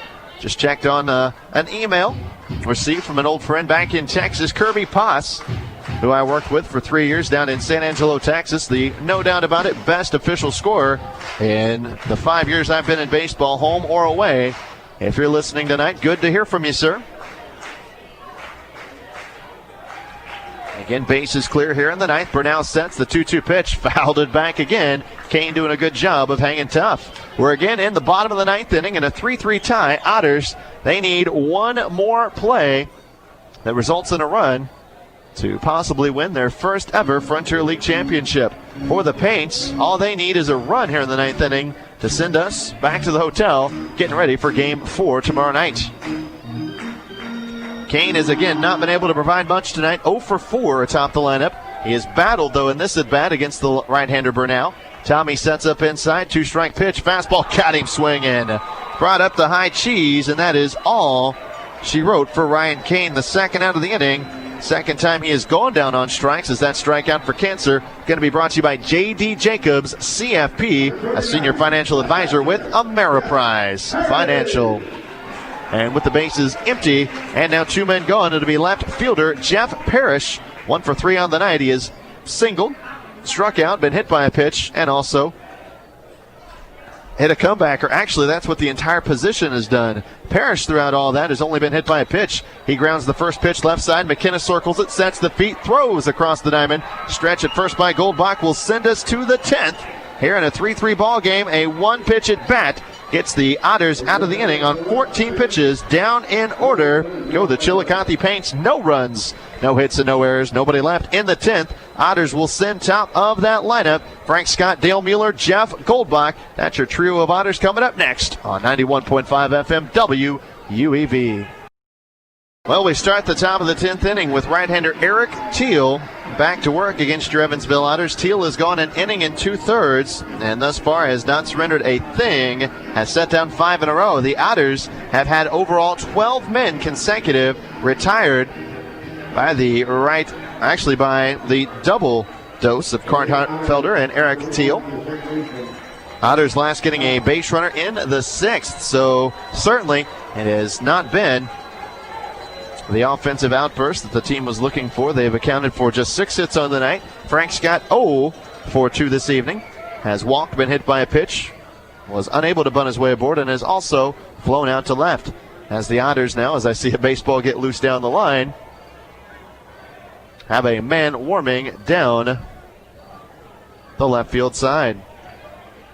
As again, Frank Scott will get the inning started for your Evansville Otters. First pitch on the way from Teal, a fastball high, 1-0. Scott again has walked, been hit by a pitch, again unable to reach aboard via the bunt, and has also flown to left. Teal sets now the 1-0 pitch, fastball low and outside, ball 2. So Frank leads the at-bat and leads the count, 2-0. As again, your Evansville Otters looking to rally here in the 10th. In a 3-3 ball game, when a run could bring the team their first ever Frontier League Championship. 2-0 pitch, a strike, 2-1. Coming up now on 9 o'clock back home in Evansville. 10 o'clock local time, so we are coming up on that 3-hour mark in this contest, and it has been a classic 3-3 tie, now in extra innings. 2-1 pitch from Teal, fastball outside corner, and Frank taking all the way, evens the count up to 2-2. My scoreboard defensively, I should say my scorecard defensively, looks like a ink pen blew up on it. That has been all of the changes made by Glenn Wilson defensively. It's been interesting. 2-strike pitch, lifted it foul left side, long run for Adrian Cantu in foul territory. Nope, he'll make the catch. That's actually Paul Rutgers, not Cantu. Cantu, the third baseman, Rutgers, the left fielder, and the leadoff man for Evansville is once again retired here in the 10th. And that is now 13 men in a row set down by this Chillicothe Paints team. Bases clear and a man gone for the Otters center fielder, Dale Mueller. Also good speed. He is 1 for 2 tonight with 2 sacrifice bunts, an RBI single, and a bounce out to short on a ball that, again, Travis Garcia made a fine play defensively on. A ball that he had to second pump or double pump the ball out of his glove when he couldn't pull it out cleanly. 1-0 as the first pitch misses inside to Dale. Jeff Goldbach, who I want up in any big opportunity, waits to hit next. Let's see if Dale can get aboard in front of him. 1-0 pitch. Breaking ball will dangle downstairs. 2-0 on the Evansville right-handed batting center fielder. Another ball's gotten loose down the line for Evansville. Again, can't see who it is warming up. All I can see is from about the thighs down. Goldbach on deck. 0 for 3 tonight. 2-0 pitch. There's a strike, 2-1. So far, Teal has thrown 22 pitches, 14 of which have been strikes. Mueller's been aboard once, trying to make it twice as Parrish sets up outside part of the plate. Teal, now Mueller bunts. It's a good one up the third base line. They'll barehand it, pick it up to first. The throw is wide of the bag. Safe at first is Mueller. The throw pulled him off the bag. Ramostella tried to make the tag as the runner went by him, but Mueller eluded the tag and is now aboard at first with only one man out on the bunt single here in the 10th. Jim Shalley on the call down the first base line. A big turn of events there for Evansville, as that now gives them a base runner again for the first time since back in the 6th. As Dale lays down the bunt up the third base line, and now the bullpen will start up for this Chillicothe Paints Ball Club. And I had to chuckle when I saw a backup catcher running like mad down the right field line. Actually, that's not a backup catcher. Both their catchers are already into the contest. It's a kid that's not even on the roster, so I'm going to assume just maybe a college kid that they have brought in to catch situations just like this. Evansville now has shaved the lead and hits down to 1. Paints have out-hit him on the night 8-7. Goldbach stands in, takes the first pitch off the plate from Teal. 1-0. Jeff against Kurt Hartfelder was 0 for 3 with a walk. Goldbach, though, again, a former second-round draft pick of the Chicago Cubs with a chance to make it a big night. Dale Mueller, who again possesses tremendous speed in the regular season, stole 27 bases in 36 attempts. With Adam Heffron 0 for 4 on the night, waiting to hit next. The middle part of the lineup for Evansville, 3-4, has not had much punch tonight. Swinging a ground ball up the third base line, basically a swinging bunt. The catcher Parrish handles it, throws to first, not in time. Goldbach will beat it out at first on basically what's going to be a rolled single up the third base line. As again, 2 men on, only 1 man out for the Otters. This inning very, very reminiscent of the third inning last night in Evansville, where the Otters ended up plating 4 on an Adam Heffron bases loaded double. Well, he's going to have to settle for 2 on and 1 out this time. And again, basically a swinging bunt sent up the third base line as now Glenn Wilson comes out to the mound. He may have brought the hook with him, although I don't believe he will have the ability to do so. As again, the reliever who's loosening down the line has not been up long enough. I'm going to guess that is left-hander Drew Jackson up and throwing for the Paints. As a quick mound conference out there at home plate. And Ace, basically now Chillicothe, they're just playing a little time kill, trying to wait as long as possible to try and give the left-hander Drew Jackson ample enough time to get up and get ready.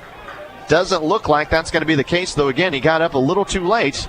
And now with 2 on and only 1 man out, your Evansville Otters with a chance for the first time in a long time. And, well, now here comes Glenn Wilson, pops back out. Drew Jackson, ready or not, is coming down the right field line. So Teal will leave after going, let's see, looks like 2 innings for the right-hander.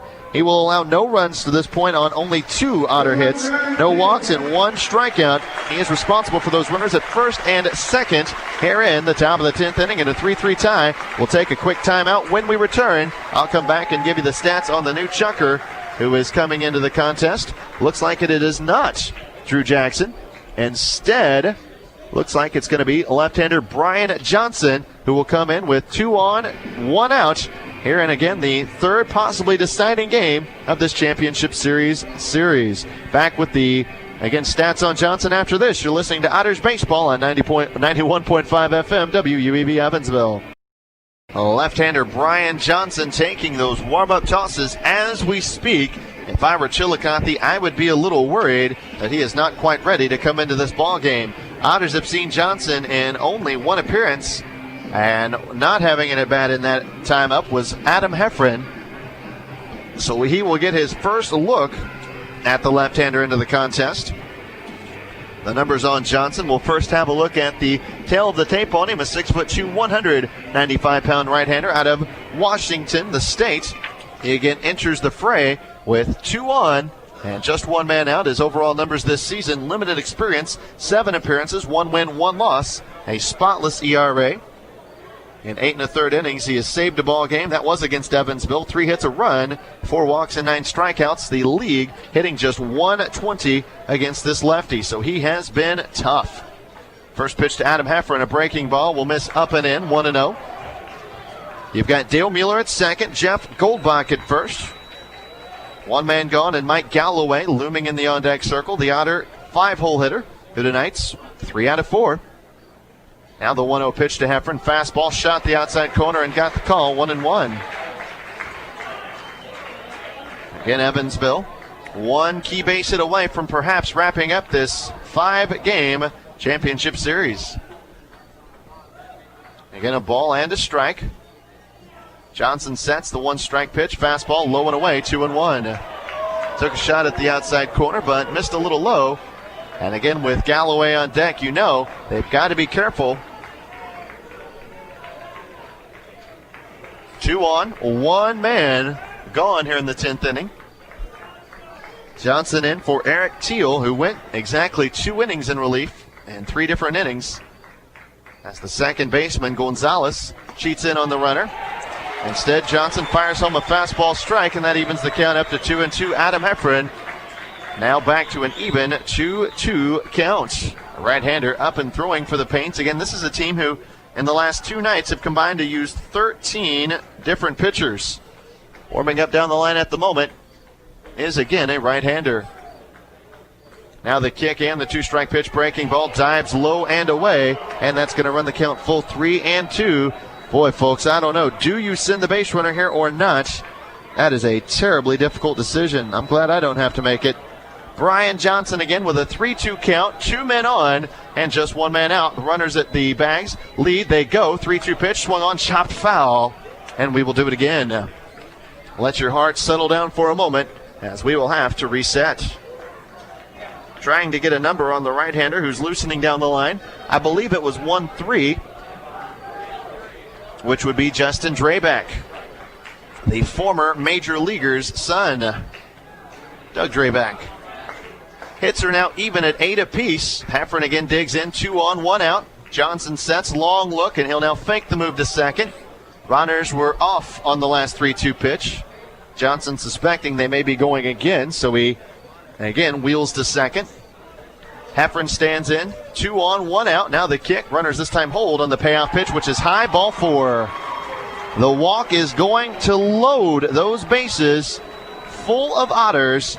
And now to be left-hander, Brian Johnson taking on Otter right-hander Mike Galloway. And here once again comes the former Major Leaguer himself, Glenn Wilson. And Glenn, you know, not really crazy about having to make all these trips out to the mound. And he is going to have a pretty quick and sturdy chat with the young left-hander. I would imagine he's just trying to, again, buy some time for Drayback down the line, who has only been throwing for about 1.5 minutes, maybe 2 minutes at the most. Home plate umpire Tony Manners realizes this and now heads out to, again, attempt to break up the meeting. Right now, actually, Wilson's not talking at all. He just has his head bowed out there, out on the pitcher's mound, and again is just milking this for every possible second. And what he very well may do is take as long a time as possible, head back to the dugout, let everybody set up, and then come right back out. And now Glenn instead will, after again taking a day and a half to make his decision, will indeed call down to the bullpen and bring in the right-hander, Justin Drayback. So we'll have our second pitcher and as many batters as Brian Johnson. Again, will face only 1 batter and give up a walk to load the bases. He is responsible for that runner at first. Drayback will enter into a bases-loaded 1-out situation here in the top of the 10th in a 3-3 ball game. Again, your Evansville Otters need a big base hit, sac fly, something to push across that 4th run of the night. We'll go ahead and take a quick timeout. When we return, we'll be back for the stats and the situation. Drayback out there on the hill here in a, again, 3-3 ball game. You're listening to Otters Baseball exclusively here on 91.5 FM WUEV. Entering this contest will be right-hander Justin Drayback. Again, he's on the roster as an infielder.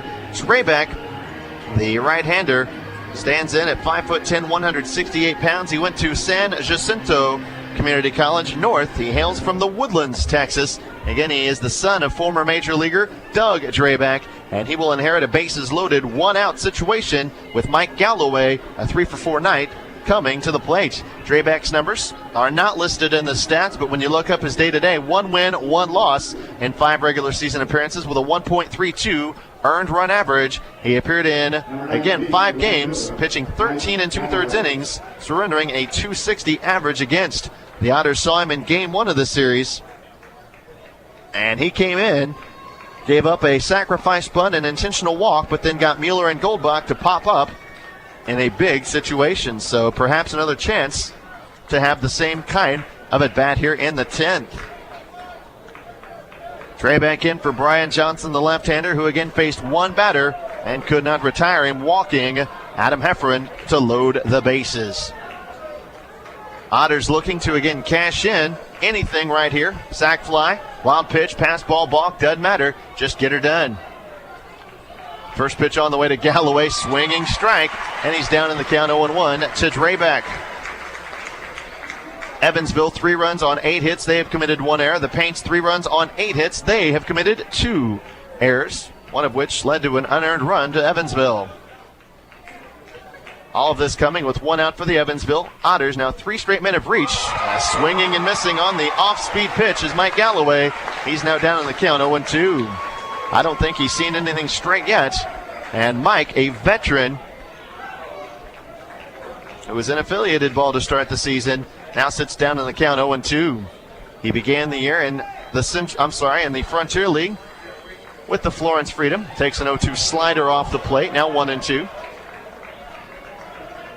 First baseman John Ramostella is in on the grass, or what would be the grass. This is again, all turf, all synthetic field. He'll come home with anything hit to him. Up the middle, they'll try and turn to Grant Rembert should the inning continue. Will hit next. Galloway awaits now the 1-2 pitch. Breaking ball chopped to the left side. It's going to be a tough out. They will go to third and get the outs, but that is all they'll get is coming in to score what could be the game-winning run. Dale Mueller from third base on an RBI groundout. Actually, it's going to go for a fielder's choice to Mike Galloway. He will reach on the 6-5 putout. Jeff Goldbach is tagged out over there at third base.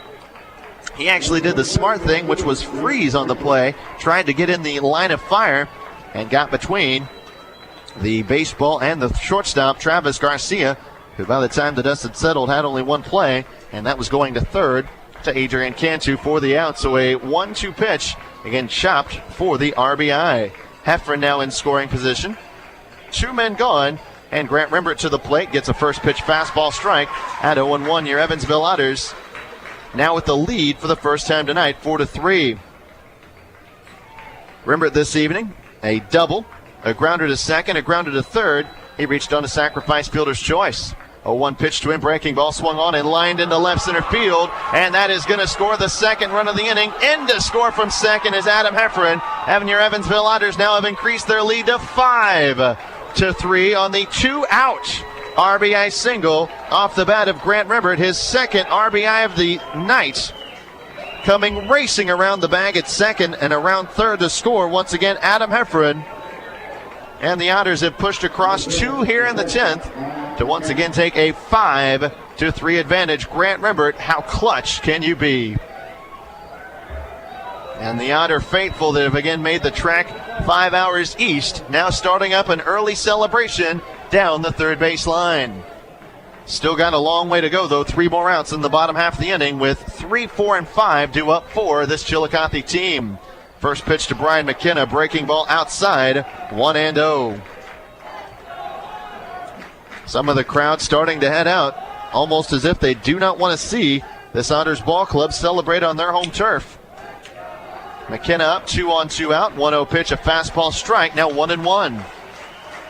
Evansville now with 9 hits on the night, 2 in the inning, none bigger than Grant Rembert's 2-out RBI single, and now here comes the manager of this ball club, and he may just pull Justin Drayback in mid-at-bat with a 1-1 count on Brian McKenna.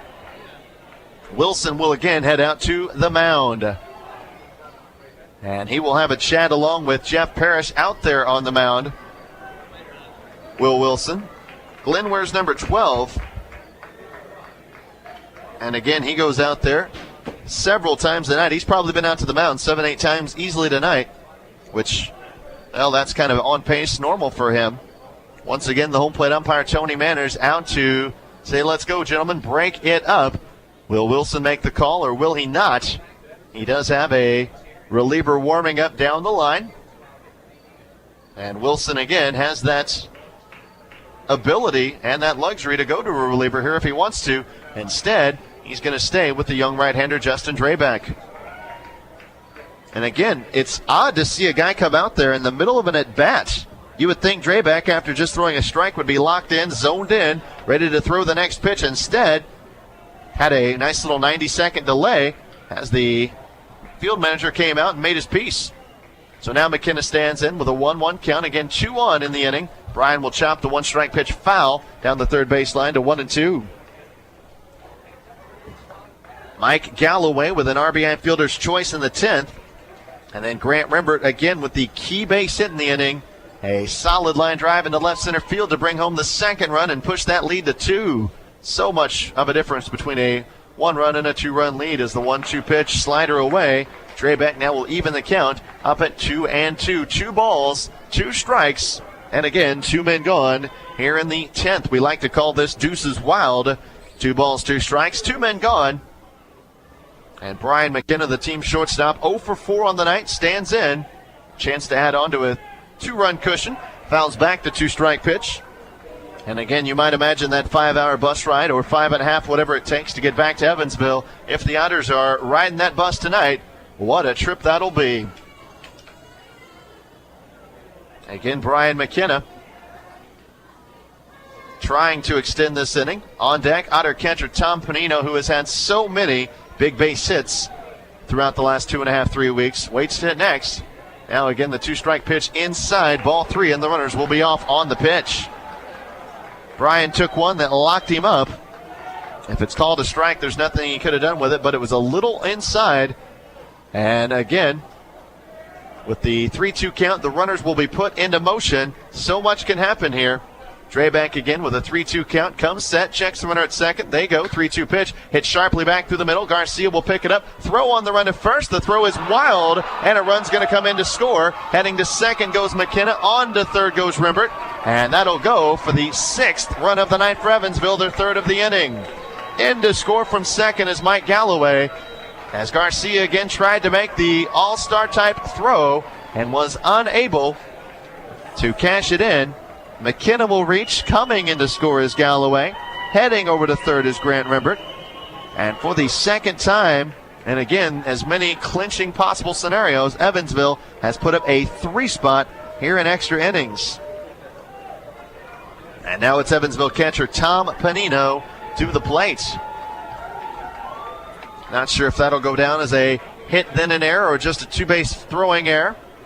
A lot of folks right now, they're really not concerned about such details. Now it's Tommy up. He'll take a first pitch breaking ball away. And no doubt about it, Justin Drayback probably just fighting to keep his composure out there. And he will not get a chance, as for the second straight time in the middle of an at-bat, Glenn Wilson's going to come out. This time, of course, will signal the end of the night for Drayback. And you feel terrible for the kid. He went out there and just battled his heart out. But in the end, does not look like he will have quite enough in the tank. So we will have our 3rd pitching change of the inning, the 4th of the night, actually the 5th of the night. Off goes the right-hander Justin Drayback. A new chucker coming in, Luke Palmer, into the ball game. 3 runs are in, though, for the Otters. They now lead it 6-3 here in the top of the 10th inning. We'll be back with the numbers on Palmer coming up next. You're again listening tonight to Otters Baseball, exclusively here on 91.5 FM WUEV Evansville. Back once again here at Chillicothe's VA Memorial Stadium, as Luke Palmer will again take over in the middle of the at-bat. Palmer comes in for Justin Drayback, who faces a total of 3 batters and does not record an out.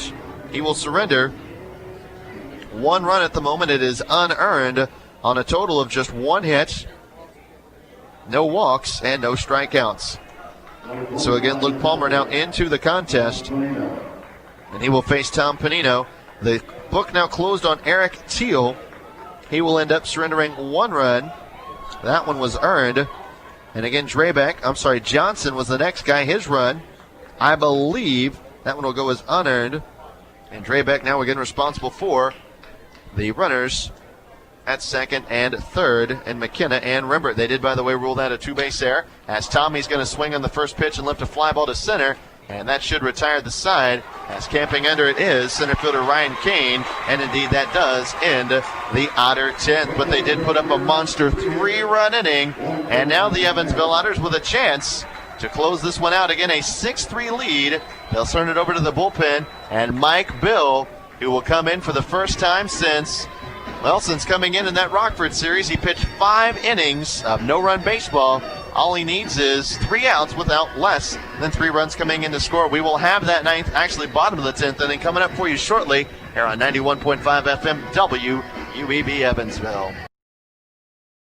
Right-hander Mike Bill into the ball game for your Evansville Otters. Once again, in an attempt to close this one out, he will take on the 3-4, it is the 3-4 and 5 batters, and Brian Colopy, John Mamastella, and Adrian Cantu. Colopy came in a pinch hitting role in the 7th and popped up to short. As once again, your Evansville Otters with a chance now to certainly rewrite their own chapter of history as Mike Bill will stand in from the right side. I should say should stand on top of the pitcher's mound from the right side. First pitch chopper down the third baseline, fielded in fair territory. Throw to first is low, wide of the bag, but a nice scoop by Goldbach. One pitch, one out, and out at third, or actually out at first from third, is Brian Colopy. 5-2-3. Certainly wasn't a routine nor easy play for Evansville, but they were able to get the job done. Now with the bases clear and one man gone, John Ramostella, who is 1 for 3 with a pair of strikeouts, a single, and a walk, stands in from the right side. Otters again taking a bit of the edge off to start off the 10th with a 3-run inning. Mike Bill, beauty of a first pitch, downward sinking off speed. Starts off Ramostella early, 0-1. Adrian Cantu will be next. Cantu on the night, 0 for 2. Tommy sets up outside corner. Mike sets, 0-1 pitch, swung on and ripped into left field. And Ramostella's got himself a one-out base hit. So if Chillicothe goes down, they say, by God, we're not going down without a fight. John Ramostella with his second hit of the evening. A single hit into, I should say a solid single hit into left field. That was the 9th hit of the night for this Paints ball club. They need one more for double digits. As Adrian Cantu, who again has had some pretty big base hits against Evansville, is looking for just a chance right here to move along Ramostella. Goldbach holds him aboard. First pitch from Mike, swung on, hit out in front of the plate, foul. Chopped off the bat, then off the body of Cantu, and goes for an 0-1 count. Again, right now, Ryan Burnell would be your pitcher of record for the Otters. He went 2 1/3, giving up no runs on no hits. He walked one and struck out a pair. Meanwhile, it would be Eric Teal who would get the decision as it stood right now for the Paints. Hits are even at 9 apiece, but the Otters have cashed in with 6 runs on those 9 hits, compared to the 3 for the Paints. So 1 pitch grounded right side. Goldbach will go to first instead of second. Mike Bill covering. It'll go for, no, they're going to say pulled him off the bag. My goodness. And now here comes Greg Jelks. Otters look like they had at least one out on the play. Goldbach spun, wanted to go to second for the lead out, saw that he didn't either have the throw or didn't have a body covering the bag. Quite honestly, I was watching Jeff. And then he flipped to the covering pitcher, Mike Bill, who the first base umpire said pulled him off the bag. Which, if he would have pulled him off the bag, it would have had to have missed the bag to begin with because he wasn't on the bag when the throw was there. It was one of those where Jeff underhanded the ball and led Bill to the bag over there at first. So it's going to have to go as an E3 charge to Jeff Goldbach, allowing the 2 men to reach. So here's a scary thought, folks. Travis Garcia, who's already got a home run tonight, who's hit 4 in this ballpark against Evansville, now has a chance to tie it with 1 swing here. Who said this was going to be easy? A single and an error providing for a little bit of drama against Otter stopper Mike Bill. First pitch breaking ball away. We'll even the count, or I should say we'll start the count off at 1-0. Again, Cantu hit a chopper to the right side that looked to be about as routine as possible. Didn't end up being that way, though. Ramostella again at second, Cantu at first. Now the 1-0 pitch, popped foul, and the count evens to 1-1. Well, how have these two fared, you might ask, head-to-head? Bill and Garcia. Well, wouldn't you know it, he is the only guy that Mike has faced. He's 0 for 2 against him. At least the only guy that he has faced that is still on the roster, I will put it that way. Garcia tonight is homered, but has gone 1 for 4 on the night. Swings and fouls back the 0-1 pitch, actually the 1-1 pitch, and now is up with a count of 1-2. Well, you got to figure Mike throws a pretty good downward sinking fastball. A good guy to have a chance to double up is Garcia, as he is a right-hander. Got a guy at second who can absolutely fly in John Ramostella. 1-2 pitch, swung on and hit into right field. That's going to be a base hit. Galloway charges it. No, he made the catch. My goodness, the throw to second, and he is out. The ball game is over on the drive out. And Evansville will again get the win on the line-out double play. Thought for sure that was going to be a base hit. Instead, making the shoestring catch, Mike Galloway. He then fires to second base. Doubles off the runner, John Ramostella, and you can just see this crowd. They're in shocked awe and disbelief. Again, Galloway came charging in. I thought for sure that ball was going to hit the ground. Obviously, the base runners felt the exact same way, as both men were about 10 to 12 feet off the base. Coming up with a strong bullet of a throw was Mike Galloway.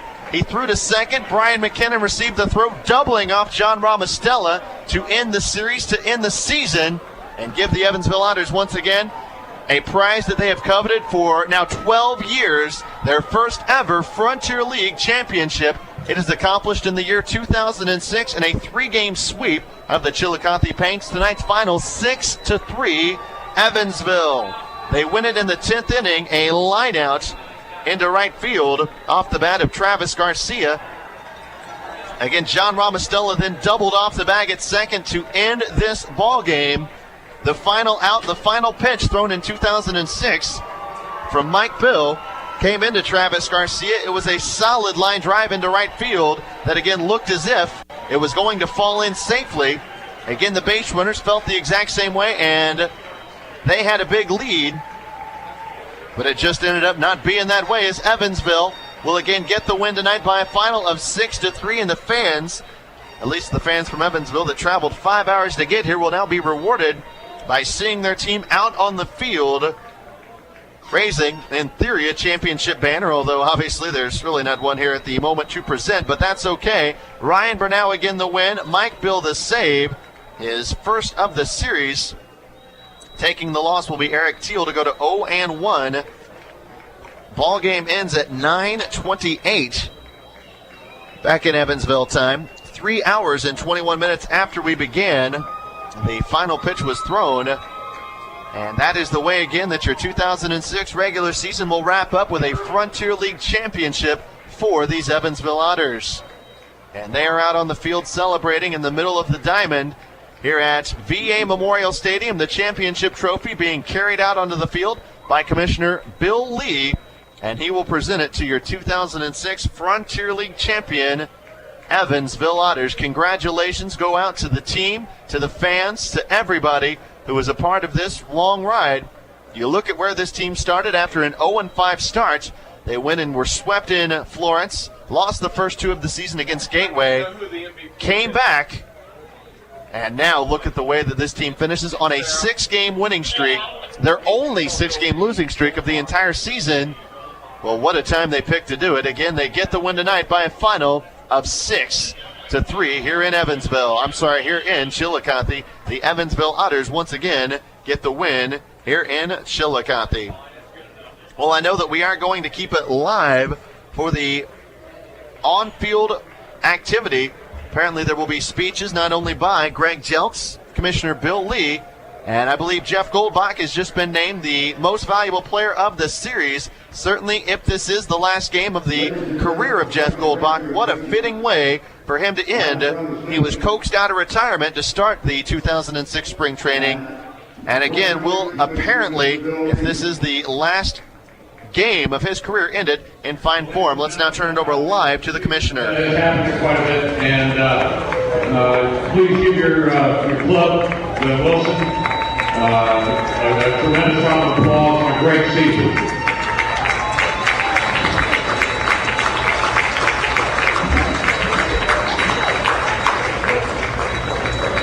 And from a league standpoint, I also want to congratulate Chris Anders, Brian Woodline, Shirley Manning, the entire Paint staff on another great season. Everything that was accomplished at this ballpark this year was a tremendous tribute to what they do for your community, what they do for this league, and we're very, very proud of the Chillicothe Paints, the original franchise in the Frontier League.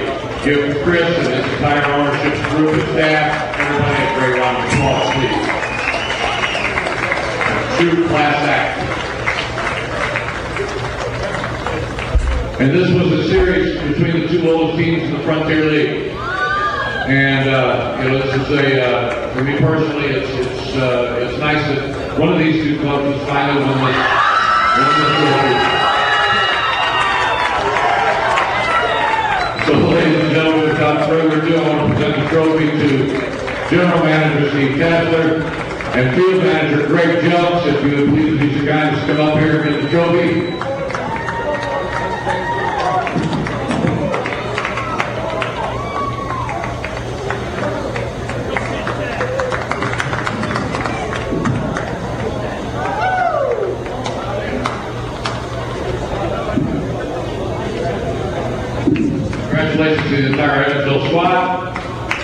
And now it's time to present the 2006 Championship Series Most Valuable Player, as voted on by the media that was in attendance at all the games.